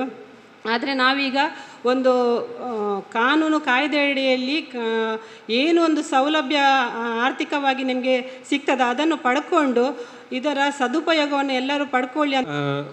ಅಧ್ಯಕ್ಷರಿಂದ ಭಾಷಣ ಮತ್ತೆ ತರಬೇತಿ ಕಾರ್ಯಕ್ರಮ ಆರಂಭ ಆಗ್ತದೆ. ಮತ್ತೆ ನಮ್ಮ ಉಳಿದ ತರಬೇತುದಾರರು ನಿಮಗೆ ಮಾಹಿತಿಯನ್ನು ನೀಡಲಿಕ್ಕಿದ್ದಾರೆ. ಕೊನೆಯದಾಗಿ ಅಧ್ಯಕ್ಷರ ಭಾಷಣ ಶ್ರೀಮತಿ ಚಿತ್ರಕಲಾ ಮೇಡಮ್ ಅವರಿಂದ. ನಿಮಗೆ ಯಾವ ಥರದ್ದು ನಿಮಗೆಲ್ಲರಿಗೂ ನನ್ನ ಪರಿಚಯ ಇದೆ. ನಾನು ನಿಮ್ಮ ಹತ್ರ ಮಾತಾಡೋದು ಕಡಿಮೆ ಆದರೂ ನಿಮ್ಮ ಅಂಗಡಿಗೆ ನಾನು ಮೊದಲು ನಿಮಗೆಲ್ಲರಿಗೂ ನನ್ನ ಪರಿಚಯ ಇದೆ ನಾನು ಭಾವಿಸ್ತೇನೆ. ಹಾಗಾಗಿ ನಿಮಗೆ ಯಾವ ಥರದ ಬೇಡಿಕೆ ಇದೆ ಅದನ್ನು ಬಂದು ನಿಮಗೆ ಮುಕ್ತವಾಗಿ ನನಗೆ ಸಲ್ಲಿಸ್ಬೋದು. ಅದು ಈಡೇರೋದು ಮತ್ತೇದು ವಿಷಯ. ಅದು ನಿಮಗೆ ಯಾವತ್ತೂ ಬಂದು ನನ್ನ ಹತ್ರ ನಿಮ್ಮ ಕಷ್ಟಗಳನ್ನು ಹೇಳಿ, ಅದಕ್ಕೆ ನಮ್ಮ ಇವರು ಕೋಆರ್ಡಿನೇಟರ್ ಆಗಿ ನಮ್ಮ ಇವರಿದ್ದಾರೆ, ರೋಹಿನಾಥ್ ಸರ್ ಅವರು ಇದ್ದಾರೆ, ಭಾರತಿ ಮೇಡಮು ಅವರಿದ್ದಾರೆ. ಹಾಗಾಗಿ ನನಗೆ ಮಾತಾಡಲಿಕ್ಕೆ ಅವಕಾಶ ಕೊಟ್ಟಕ್ಕೆ ವಂದಿಸುತ್ತಾ ನಮ್ಮ ಇವತ್ತಿನ ಕಾರ್ಯಕ್ರಮದಲ್ಲಿ ಇದು ಉಪಸ್ಥಿತರಿದ್ದಂಥ ಉಳ್ಳಾಲ ನಗರಸಭೆ ಪೌರೋಹಿತರಿಗೆ ನಮ್ಮ ನಗರಸಭೆ ಪರವಾಗಿ ಧನ್ಯವಾದಗಳು. ಹೇಳಿದರೆ ನಮ್ಮ ಜೀವನೋಪಾಯ ಅಥವಾ ನಮ್ಮ ಜೀವನ ಮಟ್ಟವನ್ನು ಸುಧಾರಿಸಬೇಕು ಅಂತೇಳಿ ಸರ್ಕಾರ ಅನೇಕ ಸಾಮಾಜಿಕ ಭದ್ರತೆ ಯೋಜನೆಗಳು, ಅಂದರೆ ನಮಗೆ ಭದ್ರತೆಯನ್ನು ಕೊಡಬೇಕು. ಭವಿಷ್ಯ ಏನು ಅಂತೇಳಿದರೆ ಅನಿಶ್ಚಿತತೆಯಿಂದ ಕೂಡಿದೆ ಅಂತ ಹೇಳ್ತಾರೆ. ನಮಗೆ ತೊಂದರೆಗಳು ಬರ್ಬೋದು ನಾವು ನಮ್ಮ ವ್ಯವಹಾರ ಉದ್ದಿಮೆಗಳನ್ನು ಮಾಡುವಾಗ. ಆ ಸಂದರ್ಭದಲ್ಲಿ ಈ ಎಲ್ಲ ಸಮಸ್ಯೆಯಿಂದ ಹೊರಬರಬೇಕಾದ್ರೆ ಸರ್ಕಾರ ಕೂಡ ಅದಕ್ಕೆ ಬೆನ್ನೆಲುಬಾಗಿ ಅಥವಾ ಆರ್ಥಿಕವಾಗಿ ನಮ್ಮ ಮಟ್ಟವನ್ನು ಏರಿಸಲಿಕ್ಕೆ ಕೆಲವು ಸಹಕಾರಿಯಾಗಿರುವಂಥ ಯೋಜನೆಗಳನ್ನು ಜಾರಿ ತರ್ತದೆ. ಸರ್ಕಾರ ಯಾವಾಗಲೂ ಕೂಡ ಅಷ್ಟೇ ಜನರಿಗೆ ಯಾವುದು ಅತ್ಯವಶ್ಯಕ ಮತ್ತು ಯಾವುದು ಬೇಕು, ಯಾವುದು ಪೂರಕವಾಗಿರ್ತದೆ ಅಂಥ ಯೋಜನೆಗಳನ್ನು ಕಾಲಕಾಲಕ್ಕೆ ತರ್ತಾ ಇರ್ತದೆ. ಇದನ್ನು ನೋಡಿಕೊಂಡು ನಾವೇನು ಅಂತೇಳಿದರೆ ನಮ್ಮ ಜೀವನ ಮಟ್ಟವನ್ನು ಸುಧಾರಿಸಬೇಕು. ಆಗಿದ್ದರೆ ಮಾತ್ರ ನಾವೇನು ಅಂತೇಳಿದರೆ ಬೆಳವಣಿಗೆ ಅಥವಾ ನಮ್ಮ ಆರ್ಥಿಕ ಮಟ್ಟವನ್ನು ಸುಧಾರಿಸಲಿಕ್ಕೆ ಸಾಧ್ಯ. ಈಗ ನೀವು ಸಾಲದ ಸೌಲಭ್ಯ ಯಾರು ಅರ್ಜಿ ಹಾಕಲಿಲ್ಲ, ದಯವಿಟ್ಟು ಅರ್ಜಿಯನ್ನು ಹಾಕಿ. ಅರ್ಜಿ ಹಾಕಿದರೆ ಏನು ಬೆನಿಫಿಟ್ ಇದೆ ಅಂತೇಳಿದರೆ, ಒಂದು 7% ಬಡ್ಡಿ ವಿನಾಯಿತಿ ಇದ್ದರೆ ಅದರ ಜೊತೆಗೆ ಏನು ಅಂತೇಳಿದರೆ ಕ್ಯಾಶ್ ಬ್ಯಾಕ್ ಅಂತ ಇದೆ. ನೀವು ಏನು ವ್ಯವಹಾರ ಮಾಡ್ತೀರಿ ನಿಮ್ಮ ಅಂಗಡಿಯಲ್ಲಿ, ನಿಮಗೆ ಡಿಜಿಟಲ್ ರೂಪದ QR ಕೋಡ್ ಅಂತೇಳಿ ಗೊತ್ತಿರ್ಬೋದು, ಈ ಪೇಟಿಎಮ್ ಗೂಗಲ್ ಪೇ ಇದೆಯಲ್ಲ, ಅದೇ ರೀತಿಯಾದಂಥ ಒಂದು ಕಾರ್ಡ್ ಆ್ಯಪ್ ಕೊಟ್ಟಿರ್ತಾರೆ. ನಿಮ್ಮಲ್ಲಿ ಗ್ರಾಹಕರು ಬಂದು ಏನು ಪರ್ಚೇಸ್ ಮಾಡ್ತಾರೆ ಅವರು ಪೇಮೆಂಟನ್ನು ಮೊಬೈಲ್ ಮೂಲಕ ಅಥವಾ ಮೊಬೈಲ್ ಬ್ಯಾಂಕಿಂಗ್ ಮೂಲಕ ಪಾವತಿ ಮಾಡಿದರೆ, ಇಂತಹ ಪಾವತಿಗೆ ದಿನದಲ್ಲಿ ಗರಿಷ್ಠ 200 ರೂಪಾಯಿ, ಅಂದರೆ ಮೊದಲ 50 ಟ್ರಾನ್ಸಾಕ್ಷನ್ಗೆ 25 ರೂಪಾಯಿ, 50 ರೂಪಾಯಿ, ನಂತರ 25 ರೂಪಾಯಿ, ಹಾಗೆ ಒಟ್ಟು ದಿನದಲ್ಲಿ ಏನು ಅಂತೇಳಿದರೆ 200 ರೂಪಾಯಿ ಕ್ಯಾಶ್ ಬ್ಯಾಕ್ ನಿಮಗೆ ಲಭಿಸ್ತದೆ. ಹೆಚ್ಚುವರಿ ಲಾಭವಾಗಿ ಪಡಿತೀರಿ. ತಿಂಗಳಲ್ಲಿ 1200 ರೂಪಾಯಿ ತನಕ ನೀವು ಲಾಭವನ್ನು ಪಡಿತೀರಿ. ಈ ಸ್ವಾನಿಧಿ ಯೋಜನೆಯಲ್ಲಿ ಸಿಗುವಂಥ ಸೌಲಭ್ಯ, ದಯವಿಟ್ಟು ಇದನ್ನು ಬಳಕೆ ಮಾಡಿ. ನೀವು ಬ್ಯಾಂಕಿನಲ್ಲಿ ಇದರ ಬಗ್ಗೆ ಪೂರಕ ಮಾಹಿತಿಯನ್ನು ಪಡ್ಕೊಳ್ಬೋದು. ನಿಮಗೆ QR ಕೋಡ್ ಎಲ್ಲ ಕೊಡ್ತಾರೆ. ಇದರ ಮೂಲಕ ಲಾಭವನ್ನು ನೀವು ಗಳಿಸ್ಕೊಳ್ಬೋದು. ಪ್ರತಿ ಮಾಸಿಕವಾಗಿ ನೀವು ಹಣವನ್ನು ಪಾವತಿ ಮಾಡಬೇಕು. 1 ವರ್ಷದ ಅವಧಿ ಇರ್ತದೆ. ಇದರ ಲಾಭವನ್ನು ನೀವು ಪಡ್ಕೊಳ್ಬೋದು. ಈ ಯೋಜನೆಯಲ್ಲಿ ಕ್ಯಾಶ್ ಬ್ಯಾಕ್ ಫೆಸಿಲಿಟಿ ಇದೆ. ಅಥವಾ ನಗದು ನಮಗೇನು ಲಾಭ ರೂಪದಲ್ಲಿ ನಾವು ಯಾವುದೇ ಕ್ಯಾಶನ್ನು ಪಡೆಯದೆ ನೇರವಾಗಿ ಹಣವನ್ನು ವರ್ಗಾವಣೆ ಮಾಡಿದರೆ ಖಾತೆಗೆ ಪ್ರತಿದಿನ 200 ರೂಪಾಯಿಯಷ್ಟು ನಮಗೇನು ಅಂತೇಳಿದರೆ ಹೆಚ್ಚುವರಿ ಸಂಪಾದನೆಯಾಗಿ ಪಡ್ಕೊಳ್ಬೋದು. ಅದರ ಜೊತೆಗೆ ನಮಗೆ ವೈಯಕ್ತಿಕವಾಗಿ ನಿಮ್ಮಲ್ಲಿ ಬ್ಯಾಂಕಿನಲ್ಲಿ ಖಾತೆ ಇದೆ ಅಂತಿದ್ದರೆ ನೀವೆಲ್ಲ ನೋಡ್ತಾ ಇರ್ಬೋದು, ನಿಮ್ಮಲ್ಲಿ ಯಾವುದಕ್ಕೆಲ್ಲ ಬ್ಯಾಂಕ್ನಲ್ಲಿ ಹಣ ಕಡಿತ ಮಾಡ್ತಾರೆ ಗಮನಿಸಿದ್ದೀರಾ? ಮಾತಾಡ್ಬೋದು. ವೈಕುಬರ ಕಾಸು ಕಟ್ ಮನ್ಪೇರು ಬ್ಯಾಂಕ್ ತೂತಾರೆ ತೂಪುಜಾರ ಪಾಸ್ಬುಕ್ ಎಂಟ್ರಿ ಮಂತೊಂದು ಇಪ್ಪುಜಾರೆ ATM ಕಾರ್ಡ್ ದೇಕ್ ಮನ್ಪೇರು ಬೊಕ್ಕ SMS ಅಲರ್ಟ್ ಚಾರ್ಜನ್ನು ಕಟ್ ಮನ್ಪೇರು ಬೊಕ್ಕ ಮಿನಿಮಮ್ ಬ್ಯಾಲೆನ್ಸ್ ಸ್ಥಿತಿಯಿಂದ ಐಕಲ್ಲ ಪೆನಾಲ್ಟಿಯನ್ನು ಕಟ್ ಮನ್ಪೇರು. ಅವು 16 ರೂಪಾಯಿ ಕಟ್ಟಾಪುನು 12 ರೂಪಾಯಿ ಕಡಿತ ಆಗ್ತದೆ. ನೋಡಿದ್ದೀರಾ ಮೇ ಎಂಡಲ್ಲಿ ಪ್ರಧಾನಮಂತ್ರಿ ಸುರಕ್ಷಾ ಬಿಮಾ ಯೋಜನೆ ಅಂತೇಳಿ, ಇದು ಸರ್ಕಾರದ ಯೋಜನೆ. ಇದರಲ್ಲಿ ಏನು ಅಂತೇಳಿದರೆ ಸಾಮಾನ್ಯ ಜನರಿಗೂ ಕೂಡ ವಿಮಾ ಸೌಲಭ್ಯ ದೊರಿಬೇಕು ಅಂತೇಳಿ. ಸಾಮಾನ್ಯವಾಗಿ ವಿಮೆ ಯಾರು ಮಾಡಿಸ್ತಾರೆ? ಇನ್ಶೂರೆನ್ಸ್ ಏರೇಕೆಂಡು ಅವು ಮಲ್ಲಾಕ್ಲೆಗೆ ಒಂದು ಇತ್ತಂಚತ್ ಸಾಮಾನ್ಯ ಜನರಿಗೂ ಕೂಡ ವಿಮಾ ಸೌಲಭ್ಯ ದೊರಿಬೇಕು ಅಂತೇಳಿ ಕೇಂದ್ರ ಸರ್ಕಾರ ವತಿಯಿಂದ ಪ್ರಧಾನಮಂತ್ರಿ ಸುರಕ್ಷಾ ಬಿಮಾ ಯೋಜನೆ ಅಂತೇಳಿ ಜಾರಿಯಲ್ಲಿದೆ. ನಮ್ಮ ದಕ್ಷಿಣ ಕನ್ನಡದಲ್ಲಿ ಏನು ಅಂತೇಳಿದರೆ ಕಂಪಲ್ಸರಿಯಾಗಿ ನಮ್ಮಲ್ಲಿ ಮಿನಿಮಮ್ ಬ್ಯಾಲೆನ್ಸ್ ಇದ್ದರೆ ಈ 12 ರೂಪಾಯಿ ಕಡಿತ ಆಗಿ ಹೋಗಿರ್ತದೆ. ಇದಕ್ಕೆ ಈ ಯೋಜನೆಗೆ ಯಾರು ಸೇರ್ಬೋದು ಅಂತೇಳಿದರೆ 18 ವರ್ಷಕ್ಕಿಂತ ಮೇಲ್ಪಟ್ಟವರು, 70 ವರ್ಷದ ಒಳಗಿನವರು ಈ ಪ್ರಧಾನಮಂತ್ರಿ ಸುರಕ್ಷಾ ಬಿಮಾ ಯೋಜನೆಗೆ ಸೇರ್ಕೊಳ್ಬೋದು. ಇದಕ್ಕೆ ಸೇರಿಕೊಂಡ್ರೆ ಏನು ಲಾಭ ಅಂತೇಳಿದರೆ 2 ಲಕ್ಷ ರೂಪಾಯಿ ಮೊತ್ತದ ಅಪಘಾತ ವಿಮೆ ನಮಗೆ ಲಭಿಸ್ತದೆ. ಏನಾದರೂ ಆಕಸ್ಮಿಕ ದುರ್ಘಟನೆಗಳಲ್ಲಿ ನಾವು ಸಾವನ್ನಪ್ಪಿದರೆ ನಮ್ಮ ಕುಟುಂಬದ ಸದಸ್ಯರಿಗೆ ಅಥವಾ ನಮ್ಮ ನಾಮಿನಿ ಯಾರು ಹಾಕಿರ್ತೇವೆ ಖಾತೆಯಲ್ಲಿ ಅವರಿಗೆ 2 ಲಕ್ಷ ರೂಪಾಯಿ ವಿಮಾ ಸೌಲಭ್ಯ ದೊರೆಯುವಂಥದ್ದು. ಈಗ ಉದಾಹರಣೆಗೆ ನಾನೇ ಮನೆಯನ್ನು ನಿರ್ವಹಣೆ ಮಾಡ್ತಾ ಇರ್ತೇನೆ ಅಥವಾ ನನ್ನ ಸಂಪಾದನೆಯಿಂದ ಮನೆಯ ಒಟ್ಟು ಏನು ಆಗು ಹೋಗುಗಳಾಗ್ತಾ ಇರ್ತದೆ ಅಥವಾ ಖರ್ಚು ಹೋಗ್ತಾ ಇರ್ತದೆ ಅಥವಾ ಜೀವನ ನಡೀತಾ ಇರ್ತದೆ ಅಂತಿದ್ದರೆ ನನಗೇನಾದರೂ ತೊಂದರೆ ಆದ ಪಕ್ಷದಲ್ಲಿ ನನ್ನ ಮನೆಯವರಿಗೆ ಸ್ವಲ್ಪ ಮಟ್ಟಿನ ಆರ್ಥಿಕ ನೆರವು ಸಿಗಬೇಕು ಅಂತೇಳಿ ಈ ಯೋಜನೆಯನ್ನು ಜಾರಿಗೆ ತಂದಿರುವಂಥದ್ದು ಪ್ರಧಾನಮಂತ್ರಿ ಸುರಕ್ಷಾ ಬಿಮಾ ಯೋಜನೆ. 12 ರೂಪಾಯಿ ಇನ್ಶೂರೆನ್ಸ್ ಕನಿಷ್ಠ ದರದಲ್ಲಿ. ಇದುವೇ 2 ಲಕ್ಷ ರೂಪಾಯಿ ವಿಮೆ ಇನ್ಶೂರೆನ್ಸನ್ನು ನಾವು ಖಾಸಗಿಯಲ್ಲಿ ಮಾಡಬೇಕು ಅಂತಿದ್ರೆ ಪ್ರೀಮಿಯಂ ಮೊತ್ತ ತುಂಬ ಇರ್ತದೆ. ಇದು ತಿಂಗಳಿಗೆ 1 ರೂಪಾಯಿ ಅಂತ ಲೆಕ್ಕ ಹಾಕ್ಬೋದು, ವರ್ಷಕ್ಕೆ 12 ರೂಪಾಯಿ ಇರುವಂಥದ್ದು. ಒಂದು ವೇಳೆ ಈ ಯೋಜನೆಗೆ ನೀವು ಸೇರ್ಕೊಂಡು ಇಲ್ಲದಿದ್ದರೆ ಏನು ಮಾಡ್ಬೋದು ಅಂತೇಳಿದರೆ, ಒಂದು ಪೋಸ್ಟ್ ಆಫೀಸ್ ಅಥವಾ ರಾಷ್ಟ್ರೀಕೃತ ಬ್ಯಾಂಕಿನಲ್ಲಿ ನಿಮ್ಮ ಎಲ್ಲಿ ಖಾತೆ ಇದೆ ಅಲ್ಲಿ ನೀವೇನು ಅಂತೇಳಿದರೆ ಹೋಗಿ ನಮಗೆ ಪ್ರಧಾನಮಂತ್ರಿ ಸುರಕ್ಷಾ ಬಿಮಾ ಯೋಜನೆ ಅದು ಗೊತ್ತಾಗದಿದ್ರೆ ಹೇಳಿ ಕೇಂದ್ರ ಸರ್ಕಾರದ 12 ರೂಪಾಯಿ ಇನ್ಶೂರೆನ್ಸ್ ಇದೆಯಲ್ಲ ಅದಕ್ಕೆ ಸೇರಬೇಕು ಅಂತೇಳಿ ಆವಾಗ ನಿಮಗೆ ಫಾರ್ಮ್ ಕೊಡ್ತಾರೆ. ಅದಕ್ಕೆ ಸೈನ್ ಮಾಡಿ ಕೊಟ್ಟರೆ ನೀವೇನು ಅಂತೇಳಿದರೆ ಇದರ ಯೋಜನೆಯ ಲಾಭವನ್ನು ಪಡ್ಕೊಳ್ಬೋದು. ಯಾರು ಸೇರ್ಕೊಳ್ಬೋದು ಅಂತೇಳಿದರೆ 18 ವರ್ಷಕ್ಕಿಂತ ಮೇಲ್ಪಟ್ಟವರು, 70 ವರ್ಷದ ಒಳಗಿನವರು ಈ ಯೋಜನೆಗೆ ಸೇರ್ಕೊಳ್ಬೋದು. ಇನ್ನೊಂದು ಸ್ಕೀಮ್ ಇದೆ, ಪ್ರಧಾನಮಂತ್ರಿ ಜೀವನ್ ಜ್ಯೋತಿ ವಿಮಾ ಯೋಜನೆ ಅಂತೇಳಿ. ಇದರಲ್ಲಿ ಏನು ಅಂತೇಳಿದರೆ ಇದು ಜೀವ ವಿಮೆ ಆಗಿದೆ. ನಾವು ವಾಹನಕ್ಕೆಲ್ಲ ಇನ್ಶೂರೆನ್ಸ್ ಮಾಡ್ತೇವಲ್ವ, ಅದೇ ರೀತಿ ನಮ್ಮ ಜೀವಕ್ಕೆ ನಾವು ವಿಮೆ ಮಾಡಿಸುವಂಥದ್ದು. ಇಲ್ಲಿ ಕೂಡ ಅಷ್ಟೇ 18 ವರ್ಷಕ್ಕಿಂತ ಮೇಲ್ಪಟ್ಟವರು, 50 ವರ್ಷದ ಕೆಳಗಿನವರು ಮಾತ್ರ ಈ ಯೋಜನೆಗೆ ಸೇರ್ಕೊಳ್ಬೋದು. ಈ ಯೋಜನೆಗೆ ಸೇರಿಕೊಂಡ್ರೆ ಏನು ಅಂತೇಳಿದರೆ ಕೇವಲ ಅಪಘಾತ ಮಾತ್ರದಿಂದ ಮರಣಪಟ್ಟರೆ ಮಾತ್ರ ಅಲ್ವಾ, ಏನಾದರೂ ಅಪಘಾತಗಳಾಗಿ ಅಂಗನ್ಯೂನ್ಯತೆಗಳಾದರೆ ಅಥವಾ ಸಾವನ್ನಪ್ಪಿದರೆ ಅಂಥ ಸಂದರ್ಭದಲ್ಲಿ ಕೂಡ ನಾವು ವಿಮಾ ಸೌಲಭ್ಯವನ್ನು ಪಡ್ಕೊಳ್ಳುವಂಥದ್ದು. 330 ರೂಪಾಯಿ ಪ್ರಧಾನಮಂತ್ರಿ ಜೀವನ್ ಜ್ಯೋತಿ ವಿಮಾ ಯೋಜನೆ ಅಂತೇಳಿ. ಇದು ಕೂಡ ಅಷ್ಟೇ ಸರ್ಕಾರ ಜನಸಾಮಾನ್ಯರನ್ನು ಗಮನದಲ್ಲಿಟ್ಟುಕೊಂಡು ವಿಶೇಷವಾಗಿ ಅಸಂಘಟಿತ ವಲಯದ ಕೂಲಿ ಕಾರ್ಮಿಕರು, ರೈತರು ಅಥವಾ ಏನು ಮಹಿಳೆಯರಿರ್ತಾರೆ ಅಥವಾ ಇವರನ್ನೆಲ್ಲ ಗಮನದಲ್ಲಿಟ್ಟುಕೊಂಡು ಈ ಸಾಮಾಜಿಕ ಭದ್ರತೆ ಯೋಜನೆಯನ್ನು ಜಾರಿಗೆ ತಂದಿರುವಂಥದ್ದು. ದಯವಿಟ್ಟು ಈ ಯೋಜನೆಗೆ ಕೂಡ ನೀವು ಸೇರ್ಕೊಳ್ಬೋದು. 18 ವರ್ಷಕ್ಕಿಂತ ಮೇಲ್ಪಟ್ಟವರು, 50 ವರ್ಷದ ಒಳಗಿನವರಾದರೆ ಸೇರ್ಕೊಳ್ಬೋದು. ಈ 2 ವಿಮೆಯನ್ನು ಒಟ್ಟಿಗೆ ಕ್ಯಾಲ್ಕುಲೇಟ್ ಮಾಡಿದರೆ 342 ರೂಪಾಯಿ ಆಗ್ತದೆ. ಪ್ರತಿ ದಿನಕ್ಕೆ 1 ರೂಪಾಯಿ ಲೆಕ್ಕ ಹಾಕಿದರೂ 362 ರೂಪಾಯಿ ಆಗ್ತದೆ. ಆದರೆ ಕನಿಷ್ಠ ದರದಲ್ಲಿ ನಮಗೇನು ಅಂತೇಳಿದರೆ ಮ್ಯಾಕ್ಸಿಮಮ್ 4 ಲಕ್ಷ ತನಕ ವಿಮೆಯ ಸೌಲಭ್ಯವನ್ನು ಪಡ್ಕೊಳ್ಬೋದು 330 ಮತ್ತು 12 ರೂಪಾಯಲ್ಲಿ. ಹಾಗಾಗಿ ದಯವಿಟ್ಟು ಈ 2 ವಿಮಾ ಸೌಲಭ್ಯವನ್ನು ಪಡ್ಕೊಳ್ಳಿ.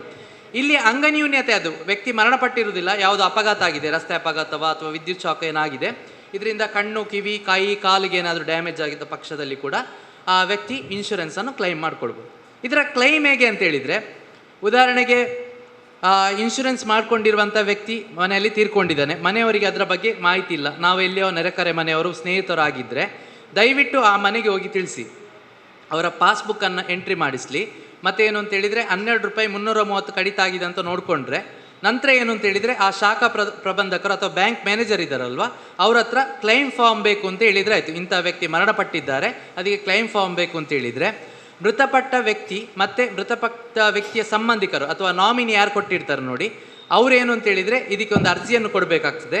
ಜೊತೆಗೆ ಪೂರಕ ದಾಖಲೆಗಳು, ಆಧಾರ್, ಫೋಟೋ ಮತ್ತು ವ್ಯಕ್ತಿ ಏನು ಆಕ್ಸಿಡೆಂಟಲ್ ಡೆತ್ ಆಗಿದ್ದರೆ ಅದು ಪೊಲೀಸ್ ಕಂಪ್ಲೇಂಟ್ ಆಗಿರಬೇಕು, ಅದರ ಕಾಪಿ ಇಟ್ಕೊಳ್ಬೇಕು. ಮತ್ತು ಪಂಚನಾಮೆ ಅಂತೇಳಿ 5 ಸಾಕ್ಷಿಗಳ ಹೇಳಿಕೆ ಇರ್ತದೆ, ಅದನ್ನು ಕೊಡಬೇಕು. ಮತ್ತು ಡೆತ್ ಸರ್ಟಿಫಿಕೇಟ್, ಇಷ್ಟನ್ನು ಇಟ್ಕೊಂಡು ನೀವು ದಾಖಲೆಗಳನ್ನು ಸಲ್ಲಿಸಿದರೆ ನಂತರ ಮೃತಪಟ್ಟ ವ್ಯಕ್ತಿಯ ನಾಮಿನಿ ಯಾರಿರ್ತಾರೆ ಖಾತೆ, ಅವರ ಆಧಾರ್, ಫೋಟೋ ಮತ್ತು ಬ್ಯಾಂಕ್ ಡೀಟೇಲ್ಸ್ ಕೊಟ್ಟರೆ 1 ತಿಂಗಳ ಒಳಗಾಗಿ ಆ ಇನ್ಶೂರೆನ್ಸ್ ಮೊತ್ತ ಕ್ಲೈಮ್ ಆಗಿ ನೇರವಾಗಿ DBT ಮೂಲಕ ಅಥವಾ ಡೈರೆಕ್ಟ್ ಬೆನಿಫಿಟ್ ಟ್ರಾನ್ಸ್ಫರ್ ಮೂಲಕ ಬರುವಂಥದ್ದು. ಅತ್ಯಂತ ಸರಳವಾಗಿ ಪಡ್ಕೊಳ್ಬೋದು. ದಯವಿಟ್ಟು ಈ ಯೋಜನೆ ಬಗ್ಗೆ ತಿಳ್ಕೊಳ್ಳಿ. ಎಲ್ಲಿಯಾದರೂ ನಿಮ್ಮ ಆಸುಪಾಸಿನ ಮನೆಯಲ್ಲಿ ಪರಿಚಯಸ್ಥರಿಗಿಂತ ಆದ ಸಂದರ್ಭದಲ್ಲಿ ಅವರು ಇನ್ಶೂರೆನ್ಸ್ ಮಾಡಿಕೊಂಡಿರ್ತಾರೆ ಅಂತೇಳಿ ಮರ್ತೋಗಿರ್ತದೆ, ಮತ್ತು ಮನೆಯವರು ಕೂಡ ಆ ಮರಣದ ವಾರ್ತೆಯನ್ನು ಕೇಳಿ ದುಃಖದಲ್ಲಿರ್ತಾರೆ. ಅಂಥ ಸಂದರ್ಭದಲ್ಲಿ ನಾವು ನೆರವಾಗ್ಬೋದು. ದಯವಿಟ್ಟು ಇದರ ಬಗ್ಗೆ ತಿಳ್ಕೊಳ್ಳಿ. ಪ್ರಧಾನಮಂತ್ರಿ ಸುರಕ್ಷಾ ಬಿಮಾ ಯೋಜನೆ ಮತ್ತು ಪ್ರಧಾನಮಂತ್ರಿ ಜೀವನ್ ಜ್ಯೋತಿ ಬಿಮಾ ಯೋಜನೆ ಅಂತೇಳಿ. ನೀವು ATM ಕಾರ್ಡ್ ಯೂಸ್ ಮಾಡ್ತಾ ಇದ್ದೀರಾ? ATM ಕಾರ್ಡ್ ಅಥವಾ ಡೆಬಿಟ್ ಕಾರ್ಡ್ ಅಂತೇಳಿ, ಇದರಲ್ಲಿ ಕೂಡ ವಿಮಾ ಸೌಲಭ್ಯ ಇದೆ. ಅದರಲ್ಲಿ ಕೂಡ ಎಲ್ಲ ಕಾರ್ಡಲ್ಲ, ಇಲ್ಲಿ ರುಪೇ ಅಂತ ಬರೆದಿರ್ತದೆ, ಅಂಥ ಕಾರ್ಡನ್ನು ನೀವು ಉಪಯೋಗ ಮಾಡ್ತಾ ಇದ್ದರೆ ಇದರಲ್ಲಿ ಕೂಡ 2 ಲಕ್ಷ ರೂಪಾಯಿ ಅಪಘಾತ ವಿಮೆ ಇದೆ. ಇದು ಸ್ವದೇಶಿ ನಿರ್ಮಿತ ಕಾರ್ಡು, ನಮ್ಮ ದೇಶದ ತಂತ್ರಜ್ಞಾನವನ್ನು ಬಳಕೆ ಮಾಡಿಕೊಂಡು ಈ ಕಾರ್ಡನ್ನು ನಿರ್ಮಿಸಿದ್ದಾರೆ. NPCI ಅಂತೇಳಿ, national payment corporation of India ಅಂತ ಇದೆ, ಅದರ ವತಿಯಿಂದ ಇರುವಂಥ ಕಾರ್ಡ್ ಇದು. ಇದಕ್ಕೆ ಹೆಚ್ಚುವರಿ ನೀವು ಯಾವುದೇ ವಿಮೆಯನ್ನು ಅಥವಾ ಪ್ರೀಮಿಯಮನ್ನು ತುಂಬಲಿಕ್ಕಿಲ್ಲ. ನೀವೇನು ಅಂತೇಳಿದರೆ ಈ ಕಾರ್ಡ್ ಬಳಕೆ ಮಾಡ್ಕೊಳ್ತಾ ಇದ್ದರೆ ಈ ಕಾರ್ಡ್ ಆ್ಯಕ್ಟಿವೇಟ್ ಆಗಿರ್ತದೆ, ಜೊತೆಗೆ 2 ಲಕ್ಷ ರೂಪಾಯಿ ಅಪಘಾತ ವಿಮೆ ಕೂಡ ಕವರ್ ಆಗ್ತದೆ. ಹಾಗಾಗಿ ದಯವಿಟ್ಟು ಈ ರುಪೇ ಕಾರ್ಡನ್ನು ಬಳಕೆ ಮಾಡಿ. ಕನಿಷ್ಠ 90 ದಿನಕ್ಕೆ ಒಮ್ಮೆ ಆದರೂ ನೀವು ಕಾರ್ಡನ್ನು ಹಾಕಿ ಬ್ಯಾಲೆನ್ಸ್ ಚೆಕ್ ಮಾಡೋದಾ, ಹಣದ ವ್ಯವಹಾರವ ಮಾಡಿರಬೇಕು. ಪಾಸ್ ಮೆಷಿನ್ಸ್ ಆಗ್ತದೆ, ನೀವು ಪೆಟ್ರೋಲ್ ಬಂಕ್ಗಳಲ್ಲಿ ಏನು ಅಂತೇಳಿದರೆ ಪೆಟ್ರೋಲ್ ತುಂಬಿಸ್ತಾ ಇದ್ದರೆ ಅಲ್ಲಿ ಸ್ವೈಪ್ ಮಾಡಿದರೆ ಅದು ಕೂಡ ಕೌಂಟ್ ಆಗ್ತದೆ ಟ್ರಾನ್ಸಾಕ್ಷನ್. ಹಾಗಾಗಿ ಇದನ್ನು ಬಳಕೆ ಮಾಡ್ತಾ ಇದ್ದರೆ ನಿಮಗೆ 2 ಲಕ್ಷ ರೂಪಾಯಿ ಅಪಘಾತ ವಿಮೆ ಇರ್ತದೆ. ಇದರಲ್ಲಿ ಕೂಡ ಅಷ್ಟೇ, ಏನಾದರೂ ಈ ಕಾರ್ಡ್ ಹೊಂದಿರುವಂಥ ವ್ಯಕ್ತಿ ಮೃತಪಟ್ಟರೆ ಈ ಕಾರ್ಡನ್ನು ಬ್ಯಾಂಕಿಗೆ ಸರೆಂಡರ್ ಮಾಡಿದರೆ 2 ಲಕ್ಷ ರೂಪಾಯಿ ಮೊತ್ತ ಸಿಗುವಂಥದ್ದು. ಈಗ ಒಟ್ಟು ಆ PMSBY JJBಯಲ್ಲಿ 4 ಲಕ್ಷ ಮತ್ತು ಈ ಕಾರ್ಡಲ್ಲಿ 6 ಲಕ್ಷ ಜನಸಾಮಾನ್ಯನಿಗೂ ಕೂಡ ವಿಮಾ ಸೌಲಭ್ಯ ದೊರೀತದೆ. ದಯವಿಟ್ಟು ಇದು ಸರ್ಕಾರದ ಸೌಲಭ್ಯ, ಇದನ್ನು ನಾವು ಸದುಪಯೋಗ ಪಡ್ಕೊಂಡ್ರೆ ಒಳ್ಳೆಯದು.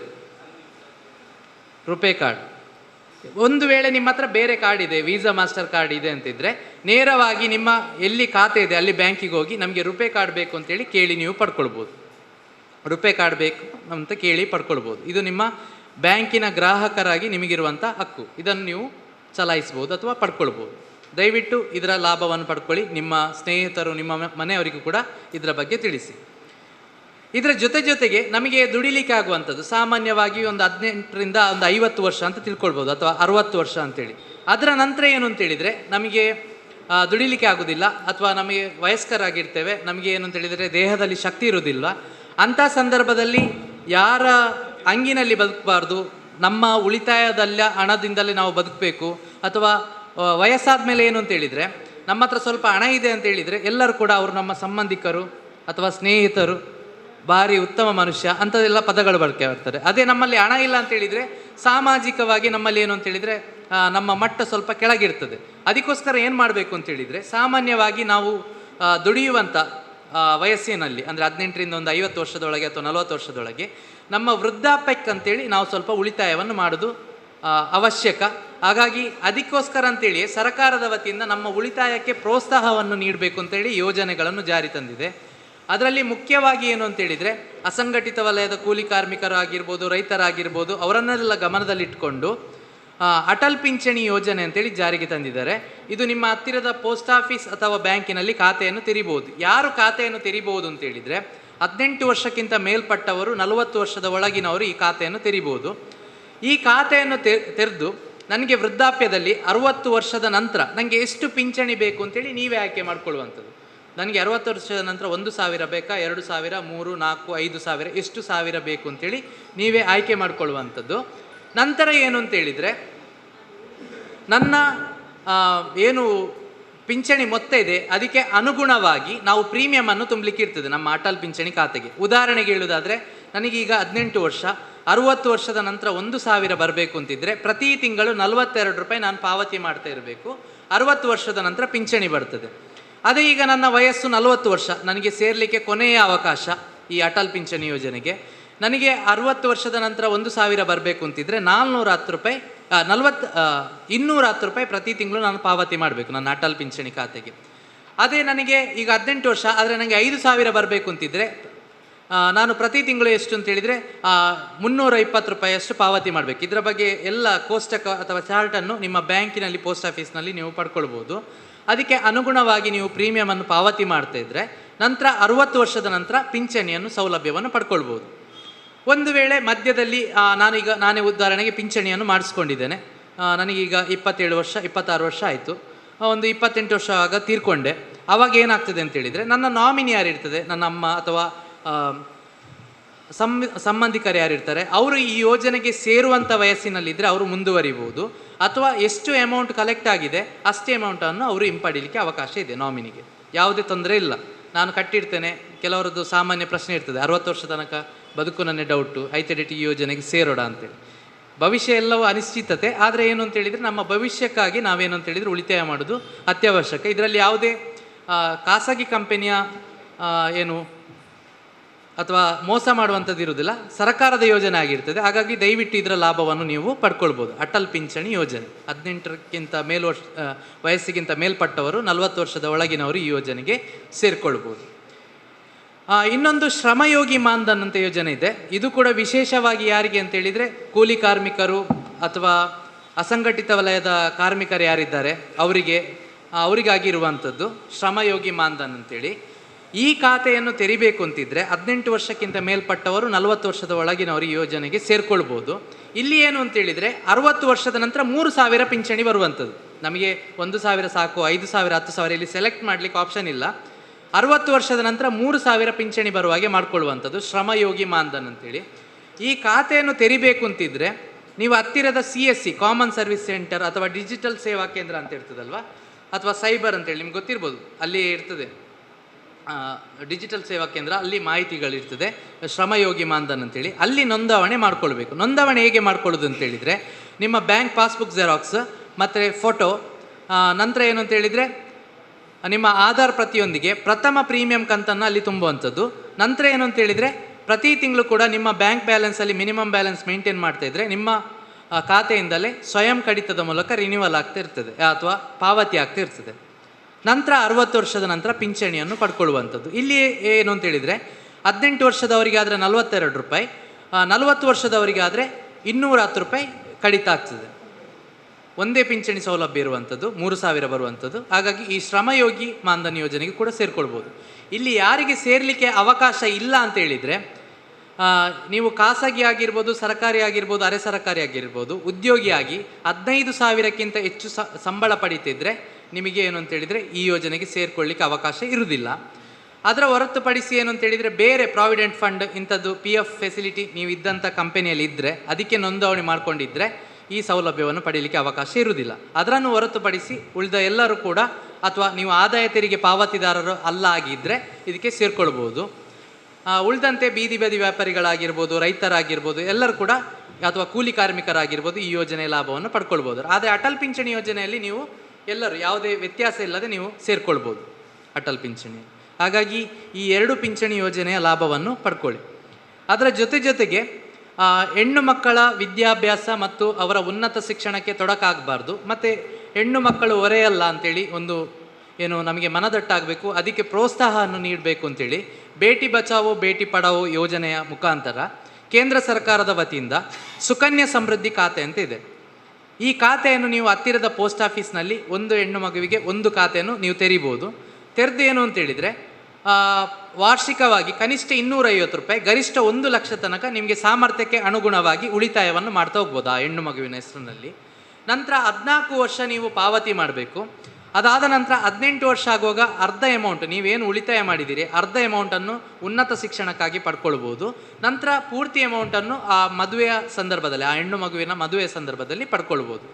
ಪ್ರಸ್ತುತ ವರ್ಷದಲ್ಲಿ 8.5ರಷ್ಟು ಬಡ್ಡಿ ದರವನ್ನು ಕೊಡ್ತಾರೆ. ನೀವು ಏನು ಉಳಿತಾಯ ಮಾಡ್ತೀರಿ ಅದಕ್ಕೆ 8.5ರಷ್ಟು ಬಡ್ಡಿ ದರವನ್ನು ಕೊಡ್ತಾರೆ. ಹಾಗಾಗಿ ಈ ಯೋಜನೆಯ ಲಾಭವನ್ನು ಕೂಡ, ಈ ಸಾಮಾಜಿಕ ಭದ್ರತೆ ಯೋಜನೆ ಲಾಭವನ್ನು ಕೂಡ ನೀವು ಪಡ್ಕೊಳ್ಬೋದು. ಅದರ ಜೊತೆಗೆ ದಯವಿಟ್ಟು ನಿಮ್ಮಲ್ಲಿ ಬ್ಯಾಂಕ್ ಖಾತೆ ಇದೆ, ನೀವು ಸಾಮಾನ್ಯವಾಗಿ ಲೋನ್ ಕೇಳಲಿಕ್ಕೆ ಹೋಗುವಾಗ ರಿಜೆಕ್ಟ್ ಆಗುವ ರೀಸನ್ ಯಾವುದು ಅಂತ ಕೇಳಿದರೆ, ನೀವು ಬ್ಯಾಂಕಿಗೆ ಯಾವುದೋ ಒಂದು ಉದ್ದೇಶಕ್ಕೆ ಖಾತೆಯನ್ನು ತೆರೆದಿರ್ತೀರಿ, ಯಾವುದೋ ಸಬ್ಸಿಡಿ ಅಮೌಂಟ್ ಬರಲಿಕ್ಕೆ ಇರ್ತದೆ ಅದಕ್ಕೆ ತೆರೆದಿರ್ತೀರಿ. ನಂತರ ಎಲ್ಲ ಹಣವನ್ನು ಹಿಂಪಡಿತೀರಿ, ಮಿನಿಮಮ್ ಬ್ಯಾಲೆನ್ಸ್ ಮೇಂಟೈನ್ ಮಾಡಿರುವುದಿಲ್ಲ. ಆವಾಗ ಪೆನಾಲ್ಟಿ ಬಿದ್ದು ನಿಮ್ಮ ಏನು ಅಕೌಂಟ್ ಏನಾಗಿರ್ತದೆ ಅದು ರೆಗ್ಯುಲರ್ ಇರುವುದಿಲ್ಲ, ಆ್ಯಕ್ಟಿವೇಟ್ ಆಗಿರುವುದಿಲ್ಲ. ಅಂಥ ಸಂದರ್ಭದಲ್ಲಿ ನೀವು ಯಾವುದಾದ್ರೂ ಒಂದು ಸಾಲ ಸೌಲಭ್ಯ ಪಡಿಬೇಕು ಅಂತಿದ್ದರೆ ನಿಮಗೆ ಸಾಲ ಸೌಲಭ್ಯದಿಂದ ವಂಚಿತರಾಗ್ತೀರಿ. ಅದರ ಜೊತೆಗೆ ಏನು ಅಂತೇಳಿದರೆ, ನೀವು ಸ್ವಲ್ಪ ಉಳಿತಾಯದ ಮನೋಭಾವನೆಯನ್ನು ಹೊಂದಿದರೆ ಅಗತ್ಯ ಇದ್ದರೆ ಮಾತ್ರ ಸಾಲ ಮಾಡಿ. ನಾವು ಆರ್ಥಿಕ ಸಾಕ್ಷರತಾ ಕೇಂದ್ರದವರು, ನಾವು ಸಾಲ ಮಾಡಿ ಅಂತೇಳಿ ಹೇಳಲಿಕ್ಕೇನಿಲ್ಲ. ಎಲ್ಲಿಯಾದರೂ ಅಗತ್ಯತೆ ಇದ್ದರೆ, ತೀರಾ ಸಾಲ ಬೇಕು ಅದರಿಂದ ಏನಾದರೂ ಉತ್ಪಾದನೆ ಮಾಡ್ತೇನೆ ಅಥವಾ ಏನಾದರೂ ಸಂಪಾದನೆ ಆಗ್ತಿದ್ದರೆ ಮಾತ್ರ ಸಾಲವನ್ನು ಮಾಡಿ.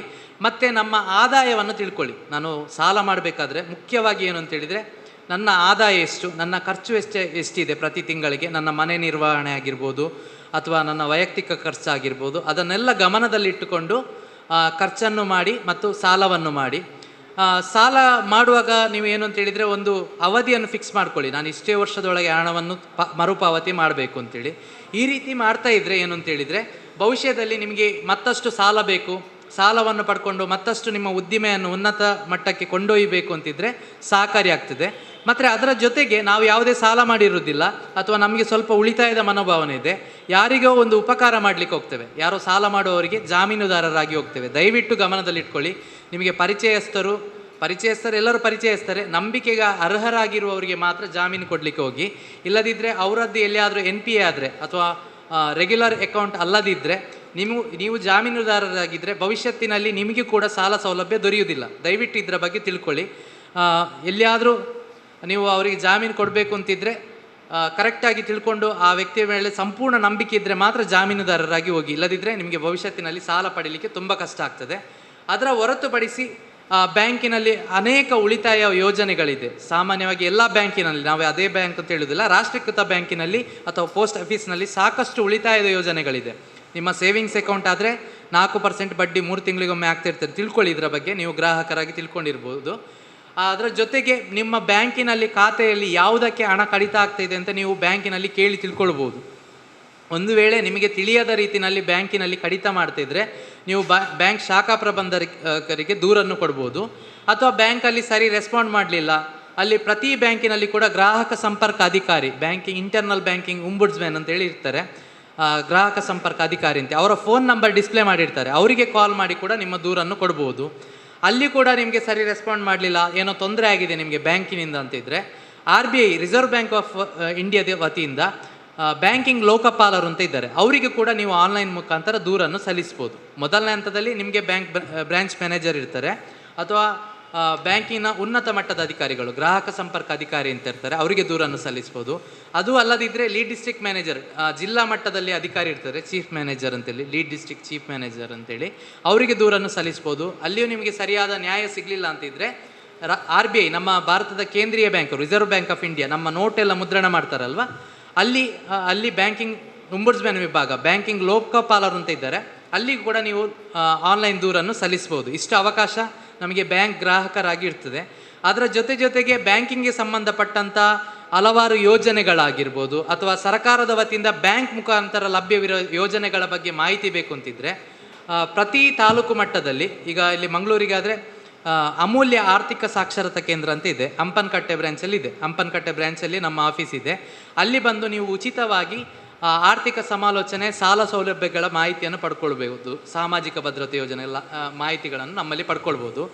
ಅದು ಅಲ್ಲ, ಇಂಥ ಮಾಹಿತಿಗಳನ್ನು ನಿಮ್ಮ ಸ್ಥಳೀಯವಾಗಿ ನೀವು ಒಂದು 15-20 ಮಂದಿ ಸೇರಿರುವಂಥ ಒಂದು ಸಂಘ ಇದೆ, ಸಂಸ್ಥೆ ಇದೆ ಅಂತೇಳಿದರೆ ನಮ್ಮನ್ನು ಕರೆದು ಉಚಿತವಾಗಿ ಮಾಹಿತಿಯನ್ನು ನೀವು ಪಡ್ಕೊಳ್ಬೋದು. ಸಾಲ ಸೌಲಭ್ಯ ಆಗಿರ್ಬೋದು, ಉಳಿತಾಯ ಯೋಜನೆ ಆಗಿರ್ಬೋದು ಅಥವಾ ಆರ್ಥಿಕ ಸಾಕ್ಷರತೆಯ ಬಗ್ಗೆ ಏನಾದರೂ ಸಂಶಯಗಳಿದ್ದರೆ ನಮ್ಮಲ್ಲಿ ಕೂಡ ಮಾಹಿತಿಯನ್ನು ನೀವು ಪಡ್ಕೊಳ್ಬೋದು. ಇಷ್ಟು ಹೊತ್ತು ಮಾತಾಡಿದ್ರಲ್ಲಿ ಏನಾದರೂ ಸಂಶಯಗಳಿದ್ದರೆ ಮಾತಾಡಿ. ಅದೇ ನಾನು ಆವಾಗಲೇ ಹೇಳಿದ್ದಲ್ಲ, ಎಲ್ಲಿಯಾದರೂ ಬ್ಯಾಂಕಲ್ಲಿ ಹೋದಾಗ ಅವರ ಬ್ಯುಸಿ, ಅಥವಾ ಕೆಲವರಿಗೆ ಸಾಮಾನ್ಯವಾಗಿ ವ್ಯಕ್ತಿಗತವಾಗಿ ಕೆಲವು ಅಭ್ಯಾಸ ಇರ್ತದೆ ತಿರಸ್ಕರಿಸುವಂಥದ್ದು. ನಿಮಗೆ ಯಾವುದಾದ್ರೂ ಸೌಲಭ್ಯ ಸಿಗಲಿಲ್ಲ ಅಂತಿದ್ರೆ ಮೊದಲನೇದಾಗಿ ನೀವು ನೇರವಾಗಿ ಬ್ಯಾಂಕ್ ಶಾಖಾ ಪ್ರಬಂಧಕರಿಗೆ ದೂರನ್ನು ಕೊಡಿ. ನಾನು ಹೀಗೆ ಬಂದಿದ್ದೆ, ನಾನು ಸೀನಿಯರ್ ಸಿಟಿಸನ್, ನನಗೆ ಸರಿ ರೆಸ್ಪಾಂಡ್ ಮಾಡಲಿಲ್ಲ ಅಂತ ಕೊಡಿ. ಅಲ್ಲಿಯೂ ಕೂಡ ನಿಮಗೆ ಸರಿಯಾಗಿ ನಿಮಗೆ ಬೇಕಾದಂಥ ಫೆಸಿಲಿಟಿ ಕೊಡದಿದ್ದರೆ ಪ್ರತಿ ಬ್ಯಾಂಕಿನಲ್ಲಿ ಕೂಡ ಗ್ರಾಹಕ ಸಂಪರ್ಕ ಅಧಿಕಾರಿ ಅಂತ ನಂಬರ್ ಇರ್ತದೆ, ಅವರಿಗೆ ಫೋನ್ ಮಾಡಿ ಮಾಹಿತಿಯನ್ನು ತಿಳಿಸಿ. ಬೇರೆ ಈ ಸಾಮಾಜಿಕ ಭದ್ರತೆ ಯೋಜನೆಯಲ್ಲಿ ಅದರಲ್ಲಿ ಏನಾದರೂ ಸಂಶಯಗಳಿದ್ದರೆ ಕೇಳ್ಬೋದು. ಮತ್ತು ಇನ್ನು ಈ ಕಾರ್ಡ್ ಯೂಸ್ ಮಾಡುವಾಗ ದಯವಿಟ್ಟು ನಿಮ್ಮ ಪಾಸ್ವರ್ಡ್ ಮರ್ತೋಗ್ತದೆ ಅಂತೇಳಿ ಕೆಲವರು ಏನು ಮಾಡ್ತಾರೆ ಅಂತ ಹೇಳಿದರೆ, ಒಂದು ಕಾರ್ಡ್ನ ಕವರ್ನಲ್ಲಿ ಅಥವಾ ಕಾರ್ಡ್ನಲ್ಲಿ ವೈಟ್ನರಲ್ಲಿ ಬರೆದು ಬಿಡ್ತಾರೆ. ದಯವಿಟ್ಟು ಅಂಥ ತಪ್ಪನ್ನು ಮಾಡಬೇಡಿ. ಎಲ್ಲಿಯಾದರೆ ಕಾರ್ಡ್ ಕಳೆದೋದ್ರೆ ಆ ಪಾಸ್ವರ್ಡನ್ನು ಹಾಕಿ ಯಾರು ಬೇಕಾದರೂ ಹಣವನ್ನು ಹಿಂಪಡಿಬೋದು. ಮತ್ತು ನೀವು ದೂರು ಕೊಟ್ಟರು ಕೂಡ ತಪ್ಪು ನಿಮ್ಮದೇ ಆಗಿರ್ತದೆ. ದಯವಿಟ್ಟು ಇದರ ಬಗ್ಗೆ ಜಾಗೃತಿ ವಹಿಸಿ. ಮತ್ತು ಬ್ಯಾಂಕಿನಿಂದ ಆಗಿರ್ಬೋದು, ನಮ್ಮಂಥ ಆರ್ಥಿಕ ಸಾಕ್ಷರತಾ ಕೇಂದ್ರ RBI ಇಲ್ಲಿಂದ ನಿಮಗೆ ನೇರವಾಗಿ ಕರೆ ಮಾಡೋದಿಲ್ಲ. ಮಾಡಿ ನಿಮ್ಮ ಪಾನ್ ಕಾರ್ಡ್, ಆಧಾರ್ ನಂಬರ್ ಮತ್ತು ಡೆಬಿಟ್ ಕಾರ್ಡ್ ನಂಬರ್ ಮತ್ತು ನಿಮ್ಮ OTPಗಳಾಗಿರ್ಬೋದು ದಯವಿಟ್ಟು ಫೋನ್ನಲ್ಲಿ ಮಾಹಿತಿಯನ್ನು ಹಂಚ್ಕೊಳ್ಬೇಡಿ. ಏನಾದರೂ ಕಾರ್ಡ್ ಸಮಸ್ಯೆ ಆಗಿದ್ದರೆ ನೇರವಾಗಿ ಶಾಖೆಗೆ ಹೋಗಿ ಸರಿ ಮಾಡ್ಕೊಳ್ಳಿ. ಅಥವಾ ಪಿನ್ ಮರ್ತೋದ್ರೆ ಚಿಂತೆ ಮಾಡಬೇಕು ಅಂತಿಲ್ಲ, ನೇರವಾಗಿ ಶಾಖೆಗೆ ಹೋಗಿ ಸರಿ ಮಾಡ್ಕೊಳ್ಬೋದು. ಅಥವಾ ಕೆಲವು ಬ್ಯಾಂಕ್ನಲ್ಲಿ ಅವಕಾಶ ಇದೆ, ಉದಾಹರಣೆಗೆ ಇದು ಕೆನರಾ ಬ್ಯಾಂಕ್ ಅಥವಾ ಸಿಂಡಿಕೇಟ್ ಬ್ಯಾಂಕ್ನ ಕಾರ್ಡ್ ಆಗಿದ್ದರೆ ನೀವು ಕಾರ್ಡನ್ನು ಇನ್ಸರ್ಟ್ ಮಾಡೋದು, ಅಲ್ಲಿ ಗ್ರೀನ್ ಪಿನ್ ಅಂತ ಆಪ್ಷನ್ ಬರ್ತದೆ, ಅಥವಾ ಫರ್ಗಾಟ್ ಪಾಸ್ವರ್ಡ್ ಅಂತ ಆಪ್ಷನ್ ಇದೆ. ಅದನ್ನು ಕ್ಲಿಕ್ ಮಾಡಿದರೆ ನಿಮ್ಮ ಮೊಬೈಲ್ ನಂಬರ್ ನಿಮ್ಮ ಖಾತೆಗೆ ಜೋಡಣೆ ಮಾಡಿದರೆ, ಲಿಂಕ್ ಮಾಡಿದರೆ OTP ಅಂತ ಬರ್ತದೆ, ಒನ್ ಟೈಮ್ ಪಾಸ್ವರ್ಡ್ ಅಂತೇಳಿ. ಅದನ್ನು ನಮೂದನೆ ಮಾಡಿಕೊಂಡು ನಿಮಗೆ ಬೇಕಾದಂಥ ಫ್ಯಾನ್ಸಿ ನಂಬರನ್ನೇ ನೀವು ಪಾಸ್ವರ್ಡ್ ಆಗಿ ಮಾಡ್ಕೊಳ್ಬೋದು. ಹಾಗಾಗಿ ದಯವಿಟ್ಟು ಯಾರಿಗೂ ಕೂಡ ಈ ನಂಬರನ್ನು ಶೇರ್ ಮಾಡ್ಕೊಳ್ಬೇಡಿ, ಮರ್ತೋಗ್ತದೆ ಅಂತೇಳಿ ಬರಿಬೇಡಿ. ಇನ್ನು ಕೆಲವರು 2-3 ಕಾರ್ಡ್ ಇರ್ತದೆ, ಪಾಕೆಟ್ ಡೈರಿ ಇಟ್ಕೊಂಡಿರ್ತಾರೆ. ಅದು ಯಾರು ಸಾಮಾನ್ಯ ಜನರಲ್ಲ, ಬುದ್ಧಿವಂತರೇ ಮಾಡೋದು. ಪಾಕೆಟ್ ಡೈರಿಯಲ್ಲಿ ಇಡ್ತಾರೆ, ಚಂದ ನೋಟ್ಸ್ SCA ಬರೆದಾಗಿ ಬರೆದಿರ್ತಾರೆ. ಇದು ನನ್ನ ಕೆನರಾ ಬ್ಯಾಂಕಿನ ಪಿನ್ ನಂಬರ್, ಇದು ನನ್ನ ಬ್ಯಾಂಕ್ ಆಫ್ ಬರೋಡದ ಪಿನ್ ನಂಬರ್, ಇದು ನನ್ನ ಮೊಬೈಲ್ MPIN ಎಲ್ಲ ಬರೆದಿರ್ತಾರೆ, ಕಾರ್ಡನ್ನು ಇಡ್ತಾರೆ. ಆ ಪಾಕೆಟ್ ಸಮೇತ ಮಿಸ್ ಆದರೆ ಯಾರಿಗೆ ಬೇಕಾದರೂ ಈಸಿಯಾಗಿ ಅದನ್ನು ಹಣ ವಿಡ್ರಾವಲ್ ಮಾಡ್ಕೊಳ್ಳಿಕ್ಕೆ ಆಗ್ತದೆ. ಮತ್ತು ಕೆಲವರು ಬ್ಯಾಂಕಲ್ಲಿ ಮೆಸೇಜ್ ಬರ್ತದೆ ನಿಮಗೆ, ಬ್ಯಾಂಕಿಂದಲ್ಲ ಹೊರಗಡೆಯಿಂದ, ಈ ಲಿಂಕಿಗೆ ಕ್ಲಿಕ್ ಮಾಡಿ ನಿಮಗೆ 10,000 ರೂಪಾಯಿ ಖಾತೆಗೆ ಬೀಳ್ತದೆ ಅಂತೇಳಿ. ನೀವು ಲಿಂಕಿಗೆ ಕ್ಲಿಕ್ ಮಾಡಿ ನಿಮ್ಮ OTP ಮತ್ತು ನಿಮ್ಮ ಪಾಸ್ವರ್ಡನ್ನು ಹಂಚ್ಕೊಂಡ್ರೆ ನಿಮ್ಮ ಖಾತೆಯಿಂದ ಹಣ ತೆಗಿಲಿಕ್ಕೆ ಆಗ್ತದೆ. ದಯವಿಟ್ಟು ಇದರ ಬಗ್ಗೆ ಜಾಗೃತರಾಗಿರಿ. ಇದರ ಬಗ್ಗೆ ಸೈಬರ್ ಕ್ರೈಮಲ್ಲಿ ನೀವು ದೂರು ಸಲ್ಲಿಸ್ಬೋದು, ಆದರೂ ಅದಕ್ಕೆ ರೆಸ್ಪಾನ್ಸ್ ಸಿಗುವಂಥ ತುಂಬ ಕಷ್ಟ, ಸಣ್ಣ ಅಮೌಂಟಿಗೆ. ಹಾಗಾಗಿ ದಯವಿಟ್ಟು ಜಾಗೃತರಾಗಿರಿ. ಮತ್ತು ಇನ್ನು ಆಫರ್ಸ್ ಕಾಲ್ ಬರೋದು, ನೀವು ನಮ್ಮ ಬ್ಯಾಂಕಿನ ಲಕ್ಕಿ ಕಸ್ಟಮರ್, ನಿಮಗೆ 1 ಲಕ್ಷ ರೂಪಾಯಿ ಬಂದಿದೆ, ನೀವು ಸಫಾರಿ ಗಾಡಿ ವಿನ್ ಆಗಿದ್ದೀರಿ, 1 kg ಚಿನ್ನ ಲಭಿಸಿದೆ, ಅದಕ್ಕೆ ನೀವು ಟ್ಯಾಕ್ಸ್ ಮೊತ್ತವನ್ನು ನಮ್ಮ ಖಾತೆಗೆ ಆಗಬೇಕು, ನಾಳೆ ನಿಮ್ಮ ಮನೆ ಅಂಗಳದಲ್ಲಿ ತಂದು ಕಾರನ್ನು ನಿಲ್ಲಿಸ್ತೇವೆ, ಡೀಸೆಲ್ ಹಾಕ್ಲಿಕ್ಕೆ ಹಣ ಇಲ್ಲ ಅಂತ ಹೇಳ್ತಾರೆ. ಅದನ್ನು ನಂಬ್ತೇವೆ ನಾವು ಸ್ವಲ್ಪ ವಿವೇಚನೆ ಮಾಡಿಕೊಂಡ್ರೆ ಅಷ್ಟು ದೊಡ್ಡ ಕಾರ್ ಕೊಡುವವರಿಗೆ ಡೀಸೆಲ್ ಹಾಕ್ಲಿಕ್ಕೆ ಹಣ ಇರೋದಿಲ್ವಾ, ಅಥವಾ ಟ್ಯಾಕ್ಸ್ ಕಟ್ಟಲಿಕ್ಕೆ ಹಣ ಇರೋದಿಲ್ವಾ? ಹಾಗಾಗಿ ದಯವಿಟ್ಟು ಇಂಥ ಮಾಹಿತಿಯನ್ನು ಫೋನ್ನಲ್ಲಿ ಹಂಚ್ಕೊಳ್ಬೇಡಿ. ಏನಾದರೂ ಅಂಥ ಸಂಶಯಗಳಿದ್ದರೆ, ಏನಾದರೂ ಕಾರ್ಡಿಗೆ ಸಂಬಂಧಪಟ್ಟಂಥದ್ದಿದ್ದರೆ ನೇರವಾಗಿ ನಿಮ್ಮ ಶಾಖೆಗೆ ಹೋಗಿ ಮಾಹಿತಿಯನ್ನು ಪಡ್ಕೊಳ್ಳಿ. ಮತ್ತು ಸಾಮಾನ್ಯವಾಗಿ ನೀವು ಸಾಲಕ್ಕೆ ಅರ್ಜಿ ಹಾಕುವಾಗ ಅಲ್ಲಿ ಮುಖ್ಯವಾಗಿ ನೋಡುವಂಥದ್ದು ನಿಮ್ಮ ಸಿಬಿಲ್ ಸ್ಕೋರ್. ಒಂದು ವೇಳೆ ಸಾಲ ಕೊಡಲಿಕ್ಕೆ ಆಗೋದಿಲ್ಲ ಅಂತಿದ್ರೆ ಯಾವ ರೀಸನ್ ಅಂತೇಳಿ ನೀವು ಕೇಳಿ ತಿಳ್ಕೊಳ್ಬೋದು ಬ್ಯಾಂಕಲ್ಲಿ. ಮತ್ತು ಪೆಂಡಿಂಗಲ್ಲಿ ಇಟ್ಟಿದ್ರೆ ನೀವು ಅದೇ ಗ್ರಾಹಕ ಸಂಪರ್ಕ ಅಧಿಕಾರಿ ಅಂತ ಇರ್ತಾರಲ್ವ, ಅವರಿಗೆ ದೂರನ್ನು ಸಲ್ಲಿಸ್ಬೋದು. ಯಾಕೆ ಅಂತ ಹೇಳಿಲ್ಲ, ಪೆಂಡಿಂಗಲ್ಲಿ ಇಟ್ಟಿದ್ದಾರೆ ಅಂತಿದ್ರೆ ಗ್ರಾಹಕ ಸಂಪರ್ಕ ಅಧಿಕಾರಿ, ಅಥವಾ ಮೊದಲನೇದಾಗಿ ನೀವು ಶಾಖಾ ಪ್ರಬಂಧಕರು, ಬ್ಯಾಂಕ್ ಮ್ಯಾನೇಜರ್ ಇದ್ದಾರಲ್ವ, ಅವರಿಗೆ ದೂರನ್ನು ಕೊಡಿ. ಅಲ್ಲಿ ರೆಸ್ಪಾಂಡ್ ಮಾಡದಿದ್ದರೆ ನೀವೇನು ಅಂತ ಹೇಳಿದರೆ ಗ್ರಾಹಕ ಸಂಪರ್ಕ ಅಧಿಕಾರಿ, ಇಲ್ಲದಿದ್ದರೆ ಡಿಸ್ಟ್ರಿಕ್ಟ್ ಲೆವೆಲಲ್ಲಿ ಲೀಡ್ ಡಿಸ್ಟ್ರಿಕ್ಟ್ ಮ್ಯಾನೇಜರ್ ಇದ್ದಾರೆ, ಅವರಿಗೆ ದೂರನ್ನು ನೀವು ಸಲ್ಲಿಸ್ಬೋದು. ಕಡ್ಡಾಯವಾಗಿಲ್ಲ, ಅವಶ್ಯಕತೆ ಇದ್ದರೆ ಮಾತ್ರ ಸಾಲ ಮಾಡಿ. ಭವಿಷ್ಯತ್ತಿನಲ್ಲಿ ನಿಮ್ಮ ಉದ್ದಿಮೆಯನ್ನು ಇನ್ನೂ ಉನ್ನತ ಮಟ್ಟಕ್ಕೆ ತಗೊಂಡು ಹೋಗ್ಬೋದು ಅಂತ ಹೇಳಿ. ಪ್ರಾರಂಭದಲ್ಲಿ 10,000 ಅಂತ ಕಾಣ್ಬೋದು, ನೀವು ಸರಿಯಾದ ಟೈಮಲ್ಲಿ ಮರುಪಾವತಿ ಮಾಡಿದರೆ ಹೆಚ್ಚು ಸೌಲಭ್ಯಗಳು ಅಥವಾ ನಿಮಗೆ ಬಂಡವಾಳಕ್ಕೆ ಏನು ಹಣ ಬೇಕು ಅದು ಲಭಿಸ್ತಾ ಇರ್ತದೆ ಅಂತೇಳಿ. ಅದಕ್ಕೋಸ್ಕರ ಈ ಯೋಜನೆ ಲಾಭ ಪಡ್ಕೊಳ್ಳಿ. ಜೊತೆಗೆ ಏನು ಅಂತೇಳಿದರೆ ನಿಮಗೆ ಬಡ್ಡಿಯಲ್ಲಿ ವಿನಾಯಿತಿ ಇದೆ, ಅದರ ಜೊತೆಗೆ ಕ್ಯಾಶ್ ಬ್ಯಾಕ್ ಫೆಸಿಲಿಟಿ ಇದೆ. ಇಷ್ಟು ಸೌಲಭ್ಯಗಳಿರುವಾಗ ಇದನ್ನು ಬಳಕೆ ಮಾಡಿ ಅಂತ ಹೇಳ್ತಿರುವಂಥದ್ದು. ದಯವಿಟ್ಟು ಇದನ್ನು ಯೂಸ್ ಮಾಡ್ಕೊಳ್ಳಿ. ಬೇರೆ ಏನಾದರೂ ಮಾಹಿತಿ? ನನ್ನ ನಂಬರ್ ಬೇಕಾದರೆ ನೋಟ್ ಮಾಡ್ಕೊಳ್ಳಿ. ನನ್ನ ಹೆಸರು ಲತೇಶ್ ಅಂತೇಳಿ,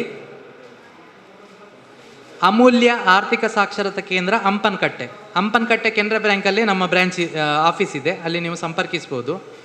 ನಾನು ಫೀಲ್ಡಲ್ಲಿದ್ದರೂ ಇನ್ನೊಬ್ಬರು ಆಫೀಸರ್ ಇರ್ತಾರೆ, ಅವರನ್ನು ಕಾಂಟ್ಯಾಕ್ಟ್ ಆಗ್ಬೋದು ನೀವು. ಲತೇಶ್ ಅಂತೇಳಿ ಹೆಸರು. 88 614 999 99976. ಇನ್ನೊಮ್ಮೆ ರಿಪೀಟ್ ಮಾಡ್ತೇನೆ, ನನ್ನ ಹೆಸರು ಲತೇಶ್ ಅಂತೇಳಿ, ಅಮೂಲ್ಯ ಆರ್ಥಿಕ ಸಾಕ್ಷರತಾ ಕೇಂದ್ರದಲ್ಲಿ ಸಮಾಲೋಚಕನಾಗಿ ಕರ್ತವ್ಯ ನಿರ್ವಹಿಸ್ತಾ ಇದ್ದೇನೆ. 88 614 99976. ಹಂಪನಕಟ್ಟೆ ಕೆನರಾ ಬ್ಯಾಂಕ್ ಇದೆ, ಅಲ್ಲಿಯೇ ನಮ್ಮ ಆಫೀಸ್ ಇದೆ, ಆರ್ಥಿಕ ಸಾಕ್ಷರತಾ ಕೇಂದ್ರ ಅಮೂಲ್ಯ ಅಂತೇಳಿ. ಅಲ್ಲಿಯೂ ಬಂದು ಮಾಹಿತಿಯನ್ನು ಪಡ್ಕೊಳ್ಬೋದು. ಅಥವಾ ನಿಮ್ಮ ಏರಿಯಾದಲ್ಲಿಯೂ ಇಂಥ ಮಾಹಿತಿ ಕಾರ್ಯಕ್ರಮ ಬೇಕು ಅಂತಿದ್ರೆ, ನೀವು ಯಾವುದೋ ಒಂದು ಸಮಾರಂಭದಲ್ಲಿ ಬೇಕು ಅಂತಿದ್ರು ನಮ್ಮನ್ನು ಕರಿಬೋದು. ಅದು ಯಾವುದೇ ಆಗಿರ್ಬೋದು, ಧಾರ್ಮಿಕ ಸಂಘಟನೆಗಳಾಗಿರ್ಬೋದು, ಅಥವಾ ಫ್ರೆಂಡ್ಸ್ ಕ್ಲಬ್ ನಿಮ್ದು ಇರ್ತದೆ, ಯುವಕ ಮಂಡಲ, ಯಾವುದೇ ಆಗಿರ್ಬೋದು, ಅಲ್ಲಿ ಬಂದು ನಾವು ಮಾಹಿತಿಯನ್ನು ಕೊಡ್ತೇವೆ. ಉಚಿತವಾಗಿರ್ತದೆ, ಯಾವುದೇ ಹಣ ಕಳ್ಳೋದಿಲ್ಲ, ಎಲ್ಲವೂ ಕೂಡ ಉಚಿತವಾಗಿರ್ತದೆ. ಬೀದಿ ಬದಿ ವ್ಯಾಪಾರಿಗಳ ಜೀವನೋಪಾಯ ಸಂರಕ್ಷಣೆ ಮತ್ತು ವ್ಯಾಪಾರ ನಿಯಂತ್ರಣ ಅಧಿನಿಯಮ 2020 ಈಗ ಅದರ ಬಗ್ಗೆ ನಾನು ಮಾತಾಡ್ತಿರೋದು. ನಮಗೆ ಈ ಒಂದು ಕಾಯ್ದೆ ಅಡಿಯಲ್ಲಿ, ಅಧಿನಿಯಮದ ಅಡಿಯಲ್ಲಿ ನಾವು ಬೀದಿ ಬದಿ ವ್ಯಾಪಾರಿಗಳು ನಾವು ಏನು ಮಾಡಬೇಕು, ಯಾವ ರೀತಿ ಕಾರ್ಯನಿರ್ವಹಣೆ ಮಾಡಬೇಕು, ಮತ್ತು ನಗರ ಸ್ಥಳೀಯ ಸಂಸ್ಥೆಯಿಂದ ನಿಮಗೆ ಯಾವ ರೀತಿಯ ಸಹಕಾರ ಸಿಗ್ತದೆ, ಮತ್ತು ತಪ್ಪಿದಾಗ ಏನು ಕ್ರಮಗಳನ್ನು ಕೈಗೊಳ್ಬೋದು, ಯಾವ ವ್ಯವಸ್ಥೆಗಳಿವೆ, ಇದರ ಬಗ್ಗೆ ಕೆಲವು ವಿಷಯಗಳನ್ನು ನಿಮಗೆ ಹೇಳಲಿಕ್ಕೆ ಇಷ್ಟಪಡ್ತೇನೆ ನಾನು. ಈ ಅಧಿನಿಯಮದಡಿ ನಾವು ಟೌನ್ ವೆಂಡಿಂಗ್ ಕಮಿಟಿ, ಬೀದಿ ಬದಿ ವ್ಯಾಪಾರ ಸಮಿತಿ ಅಂತ ಇದೆ, ಪಟ್ಟಣ ವ್ಯಾಪಾರ ಸಮಿತಿ ಅದು ಇದೆ, ಒಂದು ಮಾಡಲಿಕ್ಕಿದೆ. ಅದರಲ್ಲಿ ಅಧ್ಯಕ್ಷರು ನಮ್ಮ ಕಮಿಷನರ್ ಆಯುಕ್ತರಾಗಿರ್ತಾರೆ, ಪೌರಾಯುಕ್ತರು, ಮತ್ತು ಬೇರೆ ಬೇರೆ ವಿಭಾಗಗಳ ಆರೋಗ್ಯ ಮತ್ತು ಸ್ವಚ್ಛತೆ ವಿಭಾಗಗಳ ಪ್ರತಿನಿಧಿಗಳು, ಅಧಿಕಾರಿಗಳಿರ್ತಾರೆ ಅದರಲ್ಲಿ, ಮತ್ತು ನಿಮ್ಮಿಂದ ಪ್ರತಿನಿಧಿಗಳಿರ್ತಾರೆ. ಇದರಲ್ಲಿ ಎಷ್ಟು ಜನ ಟೌನ್ ವೆಂಡಿಂಗ್ ಕಮಿಟಿಯ ಸದಸ್ಯರಾಗಿದ್ದೀರಿ? 9 ಜನ ಸೆಲೆಕ್ಷನ್ ಆಗಿತ್ತಲ್ಲ. ನೀವು ನೆನಪಿಟ್ಟುಕೊಳ್ಬೇಕು, ನೀವು ಟೌನ್ ವೆಂಡಿಂಗ್ ಕಮಿಟಿ, ಪಟ್ಟಣ ವ್ಯಾಪಾರ ಸಮಿತಿಯ ಸದಸ್ಯರು ನೀವು. ಯಾರದು? ಯಾರು? ಒಂದು ಚುನಾವಣೆ ಮಾಡಬೇಕು ಅಂತಾಯಿತು, ಮತ್ತು ನೀವು ನಾಮಪತ್ರ ಸಲ್ಲಿಕೆ ಇತ್ತು, ಗೊತ್ತುಂಟಾ? ಹೌದು. ಯಾರದು? ಯಾರು? ಅವರಿದ್ದಾರೆ. 1 2 3 4 5 ಮಹಿಳೆಯರು ಯಾರು? 6. ಓಕೆ, ಅವರಿದ್ದಾರಾ? ಇಲ್ಲ. ಸರಿ. ಈಗ ಏನೇ ವಿಷಯಗಳು ನಡೆಯುವುದಾದರೆ ಪಟ್ಟಣ ವ್ಯಾಪಾರ ಸಮಿತಿಯ ಮೂಲಕ ನಡೆಯುವಂಥದ್ದು, ಆಯಿತಾ?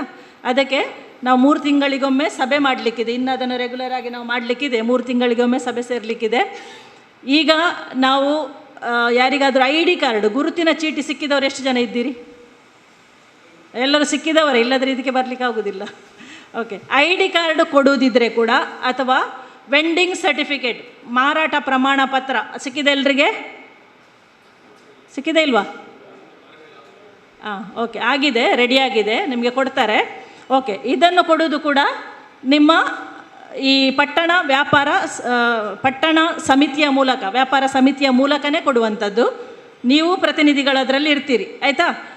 ನಿಮ್ಮ ಪ್ರತಿನಿಧಿತ್ವದಲ್ಲಿಯೇ ಮತ್ತು ನಿಮ್ಮ ಸಮ್ಮುಖದಲ್ಲಿ ಇದರ ಬಗ್ಗೆ ಚರ್ಚೆ ಎಲ್ಲ ನಡೀತದೆ, ನೀವು ಅದರಲ್ಲಿ ಭಾಗಿಯಾಗ್ತೀರಿ, ನಿಮ್ಮನ್ನು ಒಳಗೊಂಡೇ ಈ ಸಮಿತಿ ಇರುವಂಥದ್ದು. ಅರ್ಥ ಆಯ್ತಾ? ಸೊ ಇದರ ಮೂಲಕ ಆಗ್ತದೆ. ಈ ID ಕಾರ್ಡಿದ್ದು ಅವಧಿ ಎಷ್ಟು? 1 ವರ್ಷ. ಗೊತ್ತುಂಟಲ್ಲ? 1 ವರ್ಷ. ಹೌದು, ಮುಗಿದಿದೆ ನವಂಬರಿಗೆ. ಈ ನವಂಬರಿಗೆ ಈಗ ನಿಮಗೆ ಹೊಸ್ತು ಇಶ್ಯೂ ಮಾಡ್ತಾರೆ, ಆಯಿತಾ? ವರ್ಷಕ್ಕೊಮ್ಮೆ ರಿನಿವಲ್. ಅದು ವ್ಯಾಪಾರ ಮಾರಾಟ ಪ್ರಮಾಣ ಪತ್ರ ಕೂಡ ವರ್ಷಕ್ಕೊಮ್ಮೆ ರಿನಿವಲ್. ಅರ್ಥ ಆಯ್ತಾ? ಓಕೆ. ಅದು ಎರಡನ್ನೂ ಕೂಡ ನೀವು ನಿಮ್ಮ ಜೊತೆ ವ್ಯಾಪಾರ ಮಾಡುವಾಗ ಇಟ್ಕೊಳ್ಬೇಕು. ನೀವೆಲ್ಲಿ ವ್ಯಾಪಾರ ಮಾಡ್ತೀರಿ ಅದನ್ನು ನಿಮ್ಮ ಜೊತೆ ಲ್ಯಾಮಿನೇಷನ್ ಮಾಡಿ ಕೊಟ್ಟಿರ್ತಾರೆ. ಒಂದು ವೇಳೆ ಕೊಟ್ಟಿಲ್ಲ, ಲ್ಯಾಮಿನೇಷನ್ ಮಾಡಿ ಇಟ್ಕೊಂಡಿರಬೇಕು. ಯಾರೇ ಅಧಿಕಾರಿಗಳು ನಿಮ್ಮ ಹತ್ರ ಬಂದು ಕೇಳಿದಾಗ ಅದು ನಿಮ್ಮ ಹತ್ರ ಇರಬೇಕು. ಅದು ಯಾಕಂತೇಳಿದರೆ ನೀವು ಅಧಿಕೃತ ಬೀದಿ ಬದಿ ವ್ಯಾಪಾರಿಗಳು ಅಂತ ಹೇಳುವಂಥದ್ದು. ಲೈಸೆನ್ಸ್ ಅಲ್ಲ, ಅದು ಲೈಸೆನ್ಸ್ ಅಲ್ಲ. ಲೈಸೆನ್ಸ್ ಯಾರಿಗೆ ಕೊಡೋದು? ಅಂಗಡಿಯವರಿಗೆ ಲೈಸೆನ್ಸ್, ಆಯಿತಾ? ನಾವು ಪರ್ಮನೆಂಟ್ ಅಲ್ಲ ಅಲ್ಲಿ, ನಾವು ತಾತ್ಕಾಲಿಕವಾಗಿ ಮಾರಾಟ ಮಾಡೋದು ಹೋಗೋದು ಅಲ್ವಾ?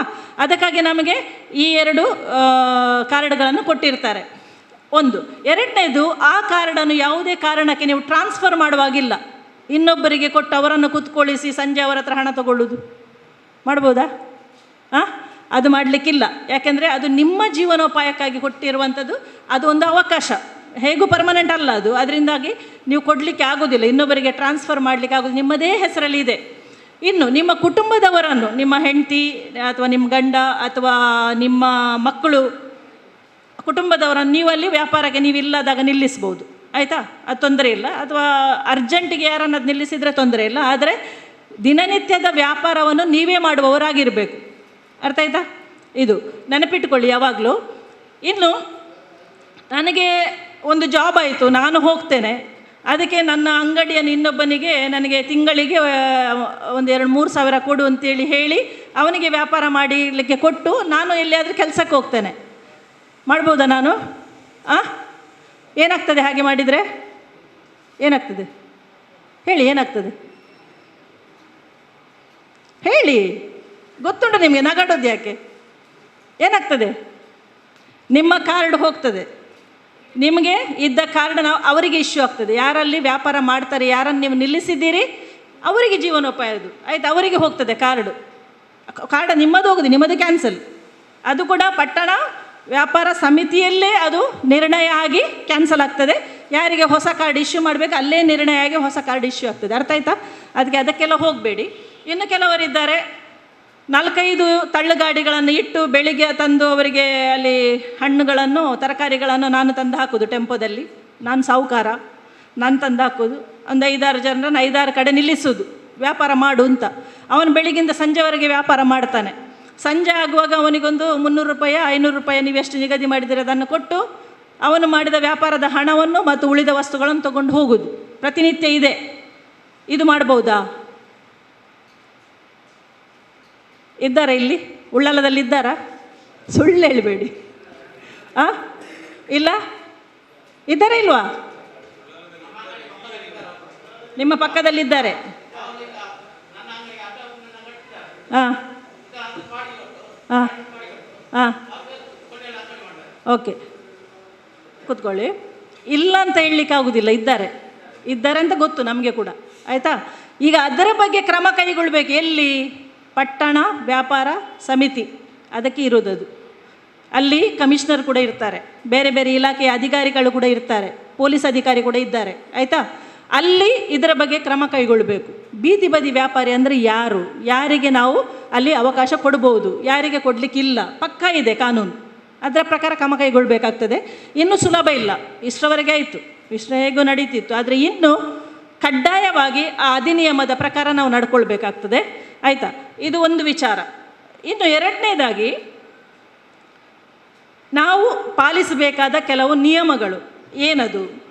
ನಾವು ಬೀದಿ ವ್ಯಾಪಾರ ಮಾಡುವಾಗ ಯಾವುದೇ ಕಾರಣಕ್ಕೂ ನಗರದ ಸುವ್ಯವಸ್ಥೆಗೆ ತೊಂದರೆ ಆಗಬಾರ್ದು. ಸುವ್ಯವಸ್ಥೆ ಅಂದರೆ ಏನು?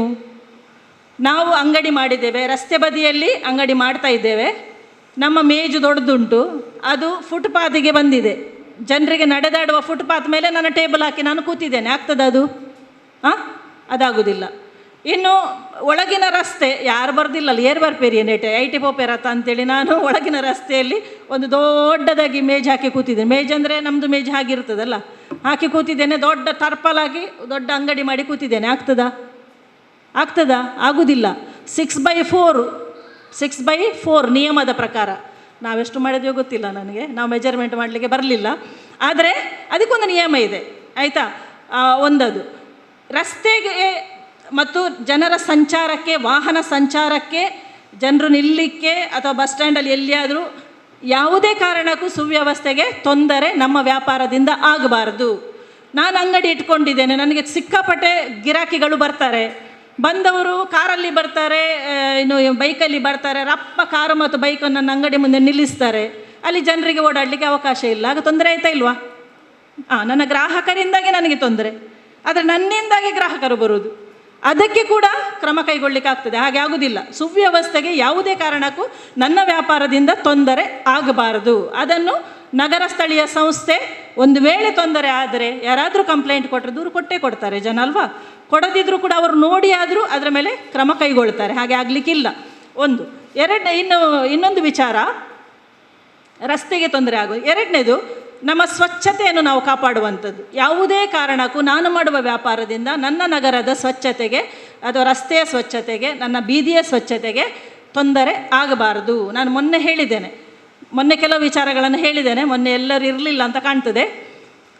ಏನೇ ವ್ಯಾಪಾರ ಮಾಡಿದರೂ ನನ್ನ ಕಸವನ್ನು ನಾನೇ ವಿಲೇವಾರಿ ಮಾಡುವಂಥದ್ದು. ಅದಕ್ಕೆ ಒಂದು ಡಬ್ಬ ಅಥವಾ ಬಾಕ್ಸ್ ಇಟ್ಟು ಅದರ ಮೂಲಕ ಕಸವನ್ನು ನನ್ನ ಗ್ರಾಹಕರಿಗೆ ನಾನು ಹೇಳಬೇಕು, ಕಸ ಏನಿದ್ರು ಅದಕ್ಕೆ ಹಾಕಿ, ಅಲ್ಲಲ್ಲಿ ಬಿಸಾಡಬೇಡಿ. ನಿಮ್ಮ ಗೂಡಂಗಡಿ ಇರ್ಬೋದು, ಗೂಡಂಗಡಿಯಲ್ಲಿ ಚಾಕ್ಲೇಟ್ ಕೊಡ್ತೀರಿ, ಬಿಸ್ಕಿಟ್ ಕೊಡ್ತೀರಿ, ಪಾನ್ ಬಿಡ ಕೊಡ್ತೀರಿ, ಏನೆಲ್ಲ ಕೊಡ್ತೀರಿ ಹೇಳಿ ನೋಡುವ. ಇನ್ನದು ಅದುಂಟಲ್ಲ ಸಣ್ಣ ಪ್ಯಾಕೆಟ್, ಸ್ವಲ್ಪ ದೊಡ್ಡ ಪ್ಯಾಕೆಟ್, ಅದೆಲ್ಲ ಉಂಟಲ್ಲ, ಅದನ್ನು ಹೀಗೆ ಮಾಡಿದರೆ ಇಲ್ಲಿ ಇಟ್ಟರು ಪುಸ್ಕೊಂತ ಬಿಸಾಡಿದರು. ಅವರ ಕೆಲಸ ಆಯಿತು. ಅದಾಗಬಾರ್ದು. ಅದು ನಗರದ ಸ್ವಚ್ಛತೆಗೆ ತೊಂದರೆ. ಅದು ಮಾಲ್ ಯಾರದ್ದು? ನಿಮ್ಮದಲ್ವಾ? ಅದರ ಜವಾಬ್ದಾರಿ ಕೂಡ ನಿಮ್ಮದು. ಅದು ಹೇಳುವಾಗಲೇ, ಅವರಿಗೆ ಕೊಡುವಾಗಲೇ ಕೊಟ್ಟೆ ಅಲ್ಲೆಲ್ಲಿ ಬಿಸಾಡಬೇಡಿ ಕವರನ್ನು ನೀವು ಹೇಳಬೇಕು. ಬಿಸ್ಕಿಟಿದು ಕೂಡ ಇರ್ಬೋದು, ಅಥವಾ ಲೇಸ್, ಕುರ್ಕುರೆ ಅದೆಲ್ಲ ಮಾಡ್ತೀರಲ್ಲ ಅದರದ್ದು ಕೂಡ ಇರ್ಬೋದು, ಪಾನದ್ದು ಕೂಡ ಇರ್ಬೋದು. ಯಾವುದೇ ಕವರ್ಗಳನ್ನು ನಾವು ಮಾರ್ಗಕ್ಕೆ, ರಸ್ತೆ ಬದಿಗೆ ಅಲ್ಲಲ್ಲಿ ಬಿಸಾಡದಾಗೆ ಜನರಲ್ಲಿ ಒಂದು ಅವೇರ್ನೆಸ್ ಅಂದರೆ ಮಾಹಿತಿಯನ್ನು ನಾವು ಜನರಿಗೆ ಕೊಡಬೇಕು. ಮತ್ತು ಅದಕ್ಕೆ ವ್ಯವಸ್ಥೆ ಮಾಡಬೇಕು. ಒಂದು ಬಾಕ್ಸ್ ಇಟ್ಕೊಳ್ಬೇಕು. ಎಷ್ಟು ಜನ ಇಟ್ಟಿದ್ದೀರಿ ನಿಮ್ಮ ಅಂಗಡಿ ಹತ್ರ ಬಾಕ್ಸ್? ವೇಸ್ಟ್ ಹಾಕಲಿಕ್ಕೆ, ತ್ಯಾಜ್ಯ ಹಾಕಲಿಕ್ಕೆ ಇಟ್ಟಿದ್ದೀರಿ, ವೆರಿ ಗುಡ್. ಉಳಿದವರು ಕೂಡ ಇಟ್ಕೊಳ್ಬೇಕು.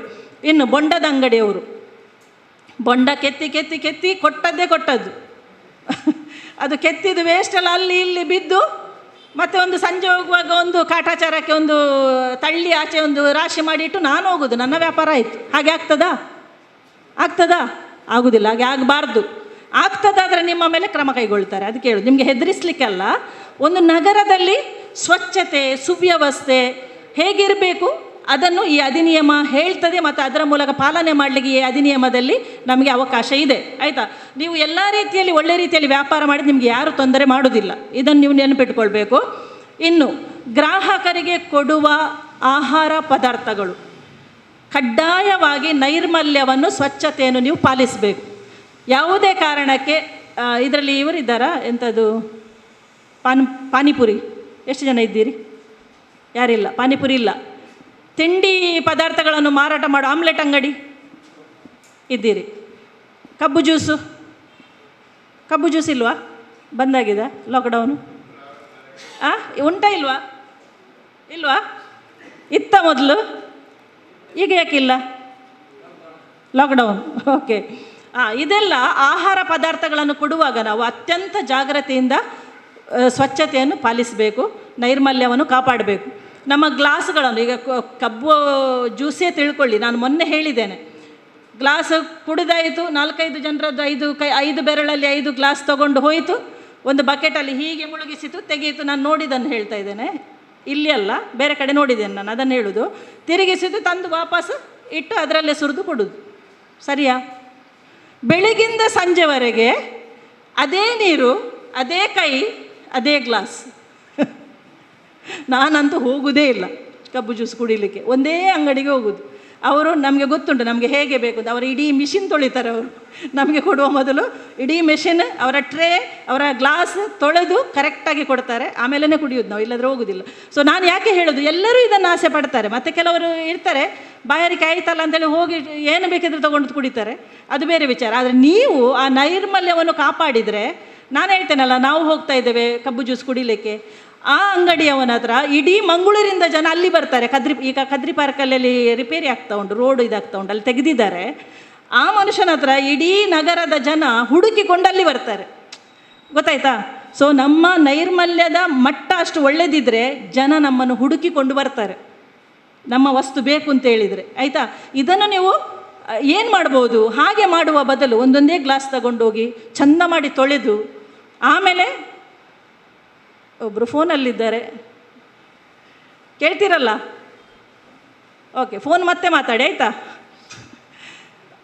ಏನಾದರೂ ನಿಮಗೆ ತೊಂದರೆ ಆಗ್ತದೆ, ನೀರು ಮತ್ತು ನೀವು ಬಳಸಿದ ನೀರು ಉಂಟಲ್ಲ, ಬೆಳಗಿಂದ ಸಂಜೆವರೆಗಲ್ಲ, ನೀವು ಬೇರೆ ಬೇರೆ ನೀರನ್ನು ಬದಲಾಯಿಸಬೇಕು. ಬರೀ ಕೈಯಿಂದ ಆಹಾರ ವಸ್ತುಗಳನ್ನು ಮುಟ್ಟಬಾರ್ದು. ನೀವು ಗೊತ್ತುಂಟಾ? ಪಾನಿಪುರಿ ಕೊಡುವಾಗ ಕೂಡ ಪ್ಲಾಸ್ಟಿಕ್ ಅಥವಾ ಗ್ಲೌಸ್ ಹಾಕಿ ಪಾನಿಪುರಿಯನ್ನು ನೀವು ಮುಟ್ಟುವುದು. ಯಾಕೆಂದರೆ ನಮ್ಮ ಕೈಗೆ ಧೂಳು ಇರ್ತದೆ, ಕ್ರಿಮಿಗಳಿರ್ತವೆ, ಏನೆಲ್ಲ ಇರ್ತದೆ ಆ ದೇವರೊಬ್ಬರಿಗೆ ಗೊತ್ತು. ಅದಕ್ಕೆ ಅದನ್ನೇ ನಾವು ಗ್ರಾಹಕರಿಗೆ ಹೀಗೆ ಬೆರಳಾಕಿ ಕೊಡೋದು, ಅದರಲ್ಲಿ ಆ ನೀರಾಕಿ ಕೊಡೋದು. ಪಾಪ ಹಸಿವಿಗೇನೋ ತಿಂದು ಬಿಡ್ತಾರೆ, ಆದರೆ ಅದರಿಂದ ಎಷ್ಟು ಕಾಯಿಲೆ ಬರ್ತದೆ ನಮಗೆ ಗೊತ್ತುಂಟ, ನಿಮಗೆ ಗೊತ್ತುಂಟ. ಅದಕ್ಕೆ ಅದನ್ನೆಲ್ಲ ಅವಾಯ್ಡ್ ಮಾಡಲಿಕ್ಕೆ ಗ್ಲೌಸ್ ಹಾಕ್ಕೊಳ್ಳಿ. ಆಯಿತಾ? ಗ್ಲೌಸು ಹಾಕ್ಕೊಂಡು ಒಳ್ಳೆ ರೀತಿಯಲ್ಲಿ ಅವರಿಗೆ ಕೊಡಿ. ನಿಮ್ಮ ಹತ್ರ ಗ್ರಾಹಕರು ನಿಮ್ಮನ್ನು ಹುಡುಕಿ ಬರ್ತಾರೆ.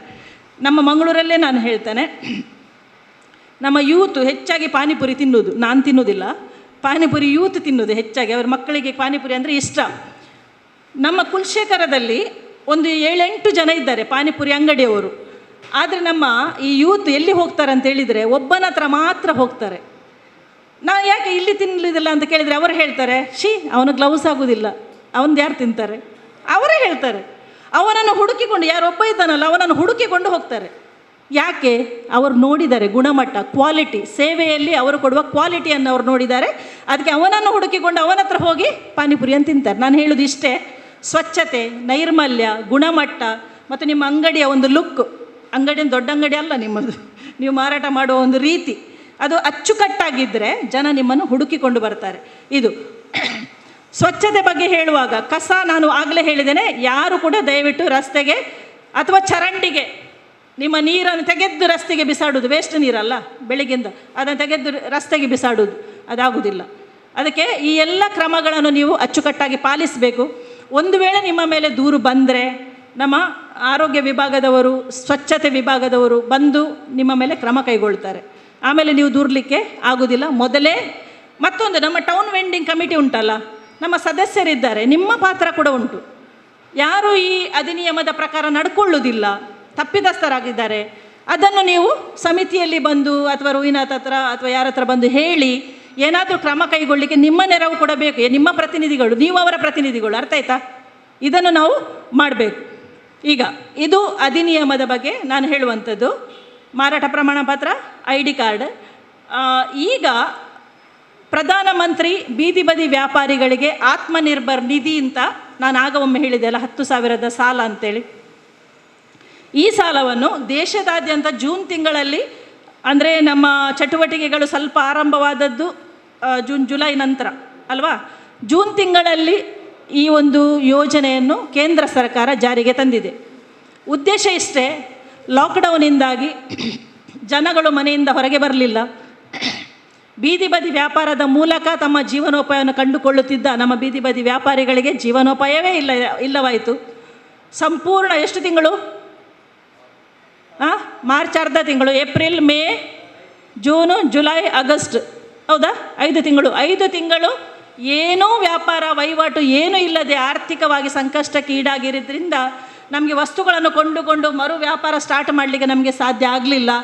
ಅದಕ್ಕಾಗಿ ಸಂಕಷ್ಟದಲ್ಲಿರುವ ನಮ್ಮ ಬೀದಿ ಬದಿ ವ್ಯಾಪಾರಿಗಳಿಗೆ ನೆರವಾಗಲಿಕ್ಕೆ, ತುರ್ತು ಸಹಾಯ ಕೊಡಲಿಕ್ಕೆ ಅಂತ ಕೇಂದ್ರ ಸರ್ಕಾರ 10,000 ಸಾಲದ ಯೋಜನೆಯನ್ನು ಚಾಲನೆ ನೀಡಿದೆ. ಈ 10,000 ಸಾಲ ಹತ್ತೇನಾ ಅಂತ ನೀವು ಹೇಳ್ಬೋದು. 10 ಶುರುವಿಗೆ 1 ವರ್ಷಕ್ಕೆ, 1 ವರ್ಷದಲ್ಲಿ ಮಾಸಿಕ ಕಂತುಗಳಲ್ಲಿ ನೀವು ಅದನ್ನು ಮರುಪಾವತಿ ಮಾಡುವಂಥದ್ದು, ಆಯಿತಾ? 7% ಮಾಸಿಕ ಕಂತುಗಳಲ್ಲಿ ನೀವು ಅದನ್ನು ಪಾವತಿ ಮಾಡುವಂಥದ್ದು. ಮಾಸಿಕ ಕಂತುಗಳಲ್ಲಿ ನೀವು ಅದಕ್ಕೆ ಬಡ್ಡಿ ಸಹಾಯಧನ ನಿಮಗೆ ಇದೆ. 7% ಬಡ್ಡಿ ಸಹಾಯಧನವನ್ನು ನಿಮಗೆ ಕೇಂದ್ರ ಸರ್ಕಾರ ನಿಮ್ಮ ಪರವಾಗಿ ಭರಿಸ್ತದೆ. ಉದಾಹರಣೆಗೆ ನಿಮ್ಮ 10,000 ಸಾಲಕ್ಕೆ 8% ಬಡ್ಡಿ ಇದೆ ಆದರೆ, ಬ್ಯಾಂಕಿದ್ದು 8% ಬಡ್ಡಿ ಆದರೆ ನೀವೆಷ್ಟು ಕಟ್ಟಬೇಕು? ಎಷ್ಟು? 1% ಮಾತ್ರ ನೀವು ಕಟ್ಟಲಿಕ್ಕೆ. 8% ಆದರೆ, 10% ಆದರೆ ಎಷ್ಟು ಕಟ್ಟಬೇಕು? 3% ನೀವು ಕಟ್ಟಬೇಕು. ಅರ್ಥ ಆಯ್ತಾ? 7% ಸರ್ಕಾರ ನಿಮ್ಮ ಪರವಾಗಿ ಭರಿಸ್ತದೆ. ಸಮಾನ ಮಾಸಿಕ ಕಂತುಗಳಲ್ಲಿ ನೀವು ಅದನ್ನು ಮರುಪಾವತಿ ಮಾಡುವಂಥದ್ದು. 1 ವರ್ಷದೊಳಗೆ ಕರೆಕ್ಟಾಗಿ ನೀವು ಮರುಪಾವತಿ ಮಾಡಿದರೆ ಬರುವ ವರ್ಷ ನಿಮಗೆ ಇದರ ದುಪ್ಪಟ್ಟು ಹಣವನ್ನು ಕೂಡ ಬ್ಯಾಂಕ್ ಸಾಲವಾಗಿ ಕೊಡ್ತದೆ. ಶುರುವಿಗೆ 10,000 ಮತ್ತು ಜಾಸ್ತಿ ಕೊಡ್ತಾರೆ. ಅರ್ಥ ಆಯ್ತಾ? ಅದು ಅವರು ನಿರಾಕರಣೆ ಮಾಡಲಿಕ್ಕೆ ಆಗೋದಿಲ್ಲ. ನೀವು ಕರೆಕ್ಟಾಗಿ ಕಟ್ಟದಿದ್ದರೆ ಮಾತ್ರ ಅದರ ನಂತರ ಯಾವ ಸಾಲ ಕೂಡ ಸಿಗೋದಿಲ್ಲ. ಅರ್ಥ ಆಯ್ತಾ? ಯಾಕೆಂದರೆ ಅದನ್ನೇ ಹಿಡಿತಾರೆ. ಸೊ ಇದೊಂದು ವಿಚಾರ. ಏನಾದರೂ ಕೇಳಲಿಕ್ಕಿದ್ರೆ ಇಲ್ಲಿ ಕೇಳಿ, ಪ್ರಶ್ನೆಗಳಿದ್ರೆ ಕೇಳ್ಬೋದು. ಅರ್ಥ ಆಯ್ತಾ? ಬಡ್ಡಿ ಸಹಾಯಧನವನ್ನು ನಿಮ್ಮ ಅಕೌಂಟಿಗೆ ಹಾಕುವುದಲ್ಲ, ಬಡ್ಡಿ ಸಹಾಯಧನವನ್ನು ನೇರವಾಗಿ ನಮ್ಮ ಬ್ಯಾಂಕಿನವರು ಅವರ ಮೇಲಿನ ಬ್ಯಾಂಕ್ ವ್ಯವಸ್ಥೆ ಮೂಲಕ ತಗೊಂಡು ಮತ್ತೆ ನಿಮಗೆ ವರ್ಗಾಯಿಸುವಂಥದ್ದು. ಅಂದರೆ ನೀವು ಕಟ್ಟುವಂಥದ್ದಲ್ಲ, ಅವರು ಅಡ್ಜಸ್ಟ್ ಮಾಡಿಕೊಳ್ತಾರೆ ನಿಮ್ಮ ಬಡ್ಡಿಯನ್ನು. ಸೊ ಇದನ್ನು ನೀವು ತಿಳ್ಕೊಳ್ಳುವಂಥದ್ದು. ಏನು ಹೇಳಿ?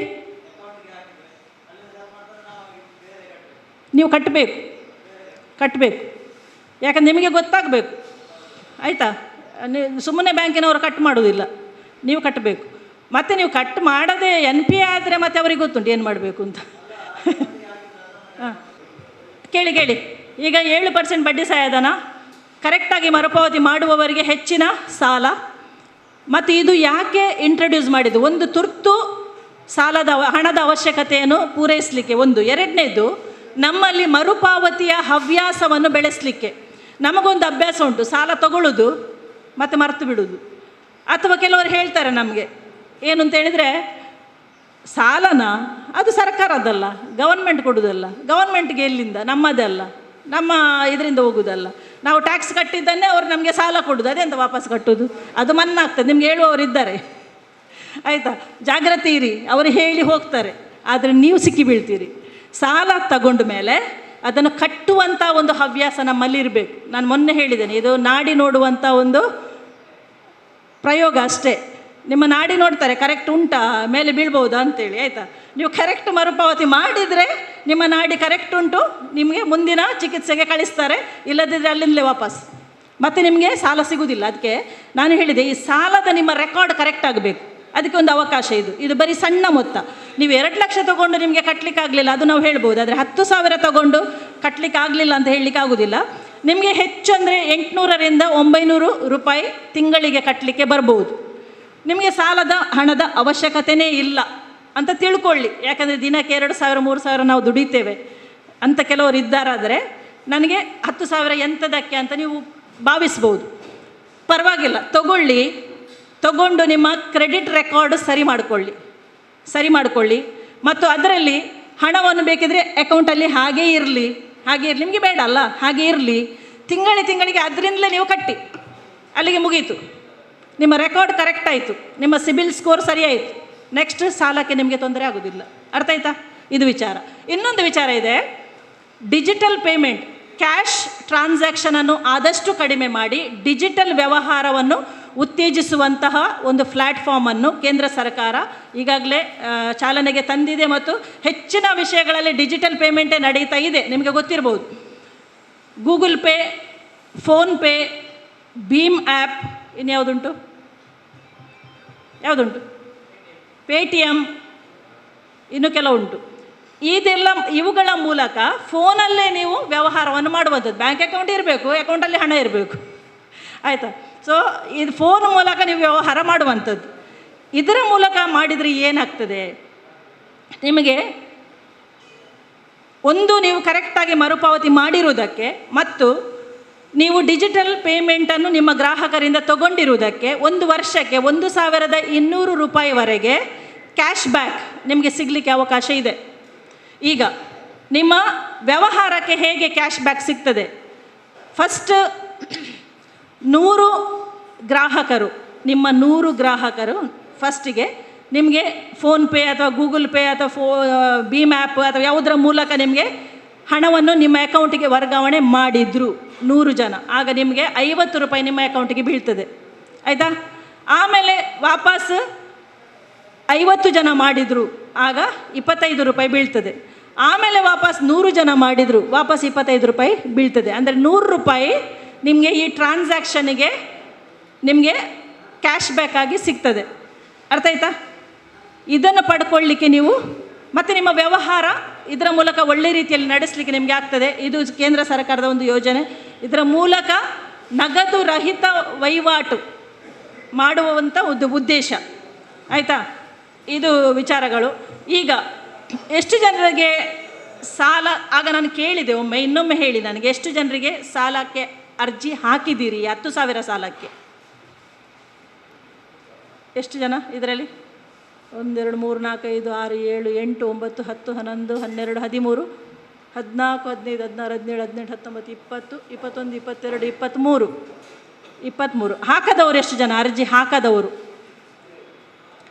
1 2 3 4 5 6 7 8 9 10 11 ಇಲ್ಲಿ 12 13 ಅಲ್ಲೇ ಆಯ್ತಾ? 13 ನಿಮಗೆ ಅರ್ಜಿ ಹಾಕಲಿಕ್ಕಿದೆಯಾ? ಕೇಳಲಿಕ್ಕಿಲ್ಲ ನಾನು, ನೀವು ಹಾಕಲೇಬೇಕು. ಸುಮ್ಮನೆ ಕೇಳಿದೆ, ನೀವು ಅರ್ಜಿ ಹಾಕಲೇಬೇಕು, ಆಯಿತಾ. ನಾನು ಆಗ ಹೇಳಿದ್ದೀನಲ್ಲ, ಒಂದಿಂಚಿನ ಮಾರ ಎಂಗ್ಲೆ ಬೊಡ್ಚಿಂಡಲ್ಲ ಎಂಗುಲು ಇಂಚಿನ ಫೋರ್ಸ್ ಮಲ್ತೊಂದು ನೀವು ಹೇಳ್ಬೋದು, ಗೊತ್ತುಂಟು ನಾನು ನಿಮ್ಮ ಮನಸ್ಸಲ್ಲಿ ಅದೇ ಉಂಟು. ಹೌದಲ್ಲ? ಹೌದು, ಅರ್ಥ ಆಯಿತು. ಅದು ನಾನಾದರೂ ಅದನ್ನೇ ಹೇಳೋದು, ಹಿಂಗೆ ಬೊಡ್ಚಿನ ಮೊಕಲೆಂಚಿನ ಅಂತೀರ. ಹೌದೌದು, ನನಗೆ ಗೊತ್ತು. ಬ್ಯಾಂಕಿಗೆ ಅಲೆದಾಟ ಮಾಡಬೇಕೆಂಬ ಒಂದು ಕಾರಣಕ್ಕಾಗಿ ನೀವು ಸ್ವಲ್ಪ ಹಿಂದೇಟು ಹಾಕ್ತಾ ಇದ್ದೀರಿ. ನಿಮಗೆ ವ್ಯಾಪಾರ ಬಿಟ್ಟು ಹೋಗಲಿಕ್ಕೆ ಸ್ವಲ್ಪ ಕಷ್ಟ ಆಗ್ತಾ ಇದೆ ಅಂತೇಳಿ. ಆದರೆ ಬ್ಯಾಂಕಿನವರಿಗೆ ಕೂಡ ಖಡಕ್ಕಾಗಿ DC ಅವರು ನಿನ್ನೆ ಸೂಚನೆ ಕೊಟ್ಟಿದ್ದಾರೆ, ಯಾವುದೇ ಕಾರಣಕ್ಕೂ ನಮ್ಮ ಬೀದಿ ಬದಿ ವ್ಯಾಪಾರಿಗಳನ್ನು ತೊಂದರೆಗೆ ಒಳಪಡಿಸಬಾರ್ದು. ನೀವು ಅರ್ಜಿಯನ್ನು ಏನೆಲ್ಲ ದಾಖಲೆಗಳನ್ನು ಕೊಡಬೇಕು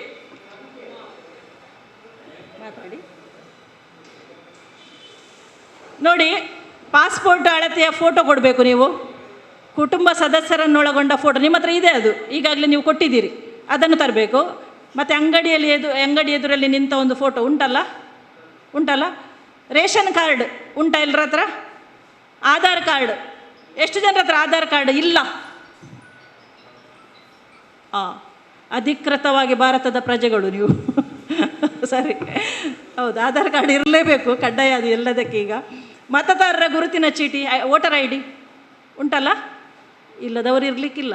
ಓಕೆ, ಬ್ಯಾಂಕ್ ಖಾತೆಯ ಪ್ರತಿ ಇದೆಯಾ? ಇದೆ, ಇರಲೇಬೇಕು, ಇಲ್ಲದ್ರೆ ನಿಮಗೆ ID ಕಾರ್ಡ್ ಸಿಗುವುದಿಲ್ಲ. ಇದನ್ನು ತಂದು ನೀವು ಉಳ್ಳಾಲ ನಗರಸಭೆ ಕಚೇರಿಗೆ ಬರಬೇಕು. ಯಾವಾಗ ಬರ್ತೀರಿ ಅಂತ ಹೇಳಿ ನಿಮ್ಮ ಅರ್ಜಿಯನ್ನು ಆನ್ಲೈನಲ್ಲಿ ಹಾಕಲಿಕ್ಕೆ, ಕಂಪ್ಯೂಟ್ರಲ್ಲಿ, ಅರ್ಥ ಆಯ್ತಾ? ಕಂಪ್ಯೂಟ್ರಲ್ಲಿ ಹಾಕಲಿ. ಇವತ್ತು ಎಷ್ಟು ಜನ ನೀವು ಬಂದಿದ್ದೀರಿ, ಈಗಲೇ ಅರ್ಜಿಯನ್ನು ಇಲ್ಲಿ ಕೊಟ್ಟು ಹೋಗಬೇಕು, ಆಯಿತಾ? ಅರ್ಜಿಯನ್ನು ಕೊಟ್ಟವರಿಗೆ ಭತ್ಯೆಯನ್ನು ಪಾವತಿ ಮಾಡಲಾಗ್ತದೆ.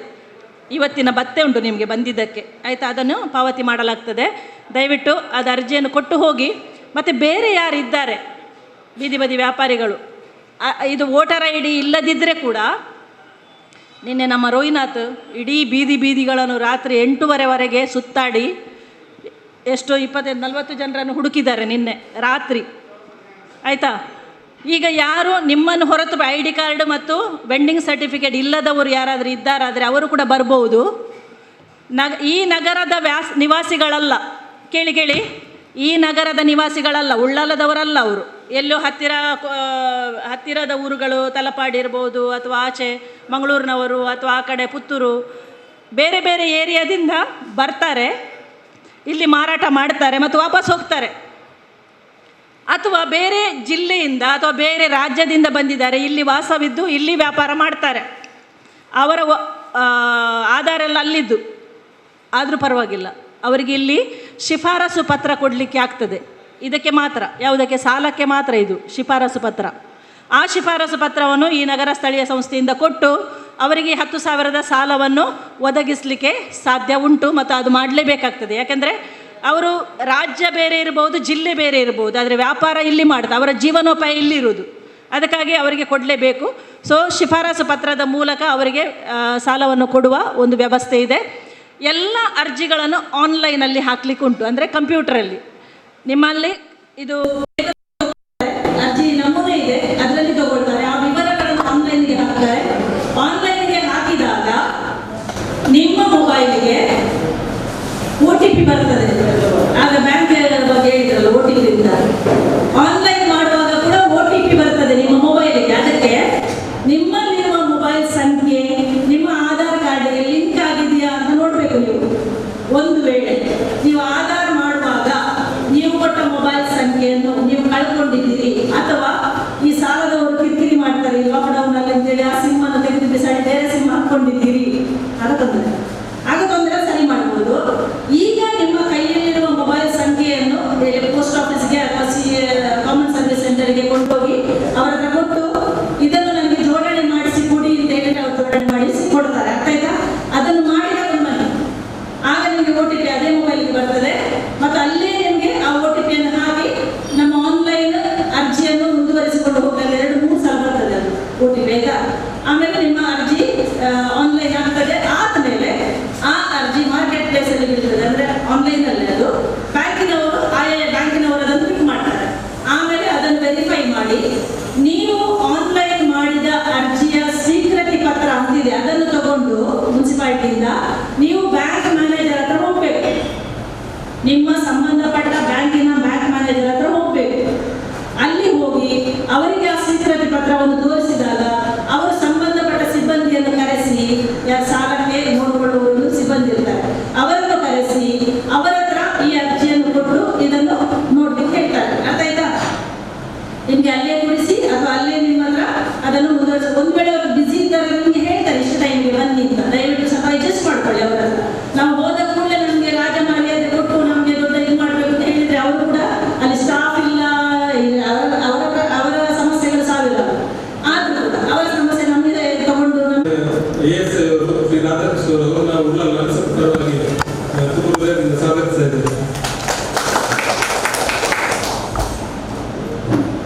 ದೇವಸ್ಥಾನ ಸಿಬ್ಬಂದಿಗಳು ನಮ್ಮೊಂದಿಗಿದ್ದಾರೆ. ಅವರು ಕೂಡ ನಾನು ಇವತ್ತಿನ ಕಾರ್ಯಕ್ರಮಕ್ಕೆ ಸ್ವಾಗತಿಸ್ತಾ ಇದ್ದೇನೆ.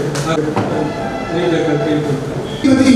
ವ್ಯಾಪಾರದಿಂದ ತಾತ್ಸಾರ ಮಾಡುವಾಗಿಲ್ಲ.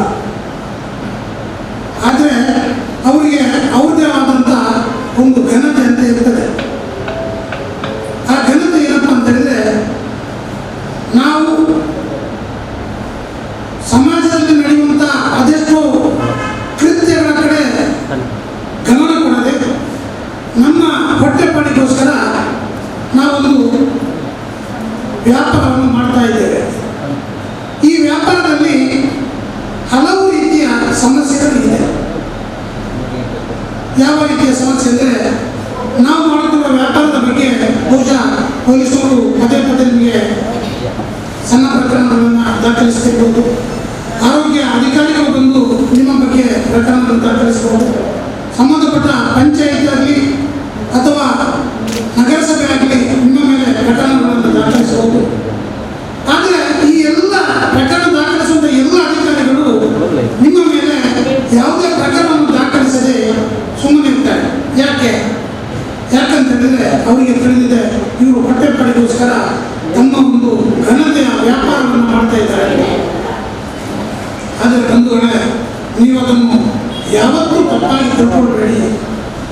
ನೀವು ನಿಮಗೆ ದಯತವ ಅಧಿಕಾರಿಗಳ ಮೇಲೆ ನೀವು ಕೂಡ ಕರುಣೆ ತೋರಿಸಿ, ಇವರು ನಮಗೆ ಬದುಕಲಿಕ್ಕೆ ನೆರವಾಗ್ತಾ ಇದ್ದಾರೆ, ನಮ್ಮ ವ್ಯಾಪಾರಕ್ಕೆ ಬೆಂಬಲವನ್ನು ನೀಡ್ತಾ ಇದ್ದಾರೆ, ಆದರೆ ನಾವು ಅವರಿಗೆ ಬೆಂಬಲವನ್ನು ನೀಡಬೇಕು. ಕೋವಿಡ್-19 ನಮ್ಮ ಕಾಯಿಲೆ ಬಹಳ ನಮ್ಮ ಬಳಿ ವ್ಯಾಪಾರಕ್ಕೆ ಯಾರು ಬರ್ತಾರ ಅವರಿಗೆ ಮಾಸ್ಕ್ ಇಲ್ಲದವರಿಗೆ ದಯವಿಟ್ಟು ನೀವು ಮಾಸ್ಕ್ ಹಾಕಿಕೊಳ್ಳುವುದಿಲ್ಲ. ನಿಮಗೆ ನಾನು ಯಾವುದೇ ರೀತಿಯ ವ್ಯವಹಾರ ಮಾಡುವುದಿಲ್ಲ. ಇದು ನಮ್ಮ ಕಾನೂನು ಪಾಲನೆ. ಆಗ ನೀವು ಕಾನೂನಿನ ರಕ್ಷಕರು ಆಗ್ತೀರಿ, ಸಮಾಜಕ್ಕೆ ಒಂದು ಸಂದೇಶಕ್ಕೂ ಕಳಿಸ್ತೀರಿ. ಎರಡನೇದಾಗಿ ನಿಮ್ಮಿಂದ ಆಗೋ ತೊಂದರೆ ಏನು? ವಾಹನಗಳಿಗೆ ಸಂಚಾರ ಸುವ್ಯವಸ್ಥೆಗೆ ಅಡಚಣೆ. ಬರುವವರು ತುಂಬ ಅರ್ಜೆಂಟಾಗಿ ಬರ್ತಾರೆ. ಒಂದು ಗಾಡಿಗೆ ಕೂತು ಸ್ವಾಮಿ 1 ಕಿಲೋ ಆಟೋ ಕೊಡು, 1 ಕಿಲೋ ದ್ರಾಕ್ಷಿ ಕೊಡು ಅಂತ ಹೇಳ್ತಾರೆ. ನೀವು ನಿಮ್ಮ ವ್ಯಾಪಾರ ದೃಷ್ಟಿಯಿಂದ ಪಟ ಬರ್ತೀರಾ, ಅಲ್ಲೇ ಬರ್ತೀರಾ. ಆದರೆ ಹೋಗುವ ಒಂದು 5 ನಿಮಿಷ ಆದರೂ ನಿಮ್ಮ ಆ ವಾಹನದ ಹಿಂದುಗಡೆ 3-6 ಮೀಟರ್ ತನಕ ವಾಹನಗಳು ನಿಂತಿರ್ತದೆ. ಅದೆಷ್ಟೋ ಜನರಿಗೆ ತೊಂದರೆ ಆಗುತ್ತೆ. ಆವಾಗಲೂ ನೀವು ಕಾನೂನು ಪಾಲಿಸಿ ಒಂದೇ ಮಾತು ಹೇಳಿ, ದಯವಿಟ್ಟು ನಿಮ್ಮ ವಾಹನ ಬದಿಯಲ್ಲಿ ನಿಲ್ಲಿಸಿ, ನಾನು ಅಲ್ಲಿಗೆ ತಂದು ಕೊಡ್ತೇನೆ. ನಮ್ಮಿಂದಾಗಿ ಸಂಚಾರ ಸುವ್ಯವಸ್ಥೆಗೆ ಅಡ್ಡಿ ಅಡಚಣೆ ಆಗೋದು ಬೇಡ ಅಂತ ನೀವು ಒಂದೇ ಮಾತು ಹೇಳಿ. ಆಗ ನೀವು ಕೂಡ ಕಾನೂನಿಗೆ ಗೌರವ ಕೊಟ್ಟಾಗೆ ಆಗ್ತದೆ, ಸಮಾಜದ ಹಿತದೃಷ್ಟಿಯನ್ನು ಕಾಪಾಡಿಕೊಂಡು ಬಂದ ಹಾಗೆಯೂ ಆಗ್ತದೆ. ಇದೆರಡು ಕೆಲಸಗಳನ್ನು ನೀವು ಪಾಲಿಸಿ. ಸರ್ಕಾರದಿಂದ ಕೂಡ ನಿಮಗೆ ಉತ್ತಮ ಯೋಜನೆಗಳು ಬರ್ತಾ ಉಂಟು, ಕೆಲವು ಸಬ್ಸಿಡಿ ಸಾಲಗಳು, ಅದನ್ನೆಲ್ಲ ಸದುಪಯೋಗಪಡಿಸಿ ನಾವು ಒಂದೇ ತಿಳ್ಕೊಳ್ಳಿ, ನಮ್ಮನ್ನು ದೇವರು ಈ ಭೂಮಿಗೆ ತಂದದ್ದು ನಮ್ಮ ನಿಮ್ಮ ಸಮಾಜದ ಸುಖ ಶಾಂತಿಯನ್ನು ಕಾಪಾಡಲಿಕ್ಕೆ. ನಾನು ಯಾರಿಗೂ ತೊಂದರೆ ಮಾಡೋದಿಲ್ಲ ಅನ್ನೋ ಒಂದು ಮಾತನ್ನು ನೀವು ಪ್ರಮಾಣ ಮಾಡಿಕೊಳ್ಳಿ. ನನ್ನಿಂದಾಗಿ ಯಾರಿಗೂ ತೊಂದರೆ ಆಗೋದು ಬೇಡ, ನನಗೆ ಅವರಿಂದ ತೊಂದರೆ ಆದರೂ ಕೂಡ ನಾನು ಸಹಿಸಿಕೊಳ್ತೇನೆ, ಆದರೆ ನನ್ನಿಂದಾಗಿ ಇನ್ನೊಬ್ಬರಿಗೆ ಯಾರಿಗೂ ತೊಂದರೆ ಆಗೋದು ಬೇಡ ಅನ್ನೋ ಒಂದು ಮಾತನ್ನು ನೀವು ಪ್ರಮಾಣ ಮಾಡಿಕೊಳ್ಳಿ. ಅದರಿಂದ ನಾವು ಖಂಡಿತವಾಗಿ ಸುಧಾರಿಸ್ತೇವೆ. ಹೆಚ್ಚೇನು ನಿಮಗೆ ಹೇಳುವಂಥ ಮಾತುಗಳಿಲ್ಲ. ಅಂದರೆ ನಿಮ್ಮ ಕಾನೂನು ದೃಷ್ಟಿಯಲ್ಲಿ ಎಲ್ಲವೂ ಅಪರಾಧ ಆಗಿದ್ದರೂ ಕೂಡ ನಿಮಗೆ ಸಂಬಂಧಪಟ್ಟ ಎಲ್ಲ ಇಲಾಖೆಗಳು ನಿಮಗೆ ಬೆಂಬಲವನ್ನೇ ಕೊಡ್ತಾ ಇದ್ದಾರೆ. ಆದ್ದರಿಂದ ನೀವು ದಯವಿಟ್ಟು ಆ ಕಾನೂನು ಪಾಲಕರು ಯಾರಿರ್ತಾರೋ ಅವರ ಪರವಾಗಿ ನೀವು ಕಾನೂನನ್ನು ಪಾಲಿಸಿ, ಆ ಕಾನೂನು ಪಾಲಕರಿಗೆ ಸಂತೋಷವನ್ನು ತಂದುಕೊಡಿ. ನಿಮ್ಮ ಸುದ್ದಿಗೆ ಬಾರದಾಗಿ ನೀವು ಕೂಡ ಜಾಗ್ರತೆ ವಹಿಸಿ ಅಂತ ಹೇಳ್ತಾ ನಮಗೆ ಮಾಹಿತಿಯನ್ನು ನೀಡಿದಂಥ ಉಳ್ಳಾಲ ಪೊಲೀಸ್ ಠಾಣೆ ಎಸ್ಎ ಅನಂತ ಶ್ರೀ ರಾಧಾಕೃಷ್ಣ ಇವರಿಗೆ ನಮ್ಮ ಉಳ್ಳಾಲ ನಗರಸಭೆ ಪರವಾಗಿ ಧನ್ಯವಾದಗಳು. ಮುಂದೆ ಬೀದಿ ಬದಿ ವ್ಯಾಪಾರದ ಬಗ್ಗೆ, ಅದರ ನಿಯಮಗಳ ಬಗ್ಗೆ ತುಂಬ ಹೇಳಿದ್ರು. ಏನಾದರೂ ಬೇರೆ ವಿಷಯಗಳ ಬಗ್ಗೆ ಅವ್ರು ಕೇಳಲಿಕ್ಕಿದ್ರೆ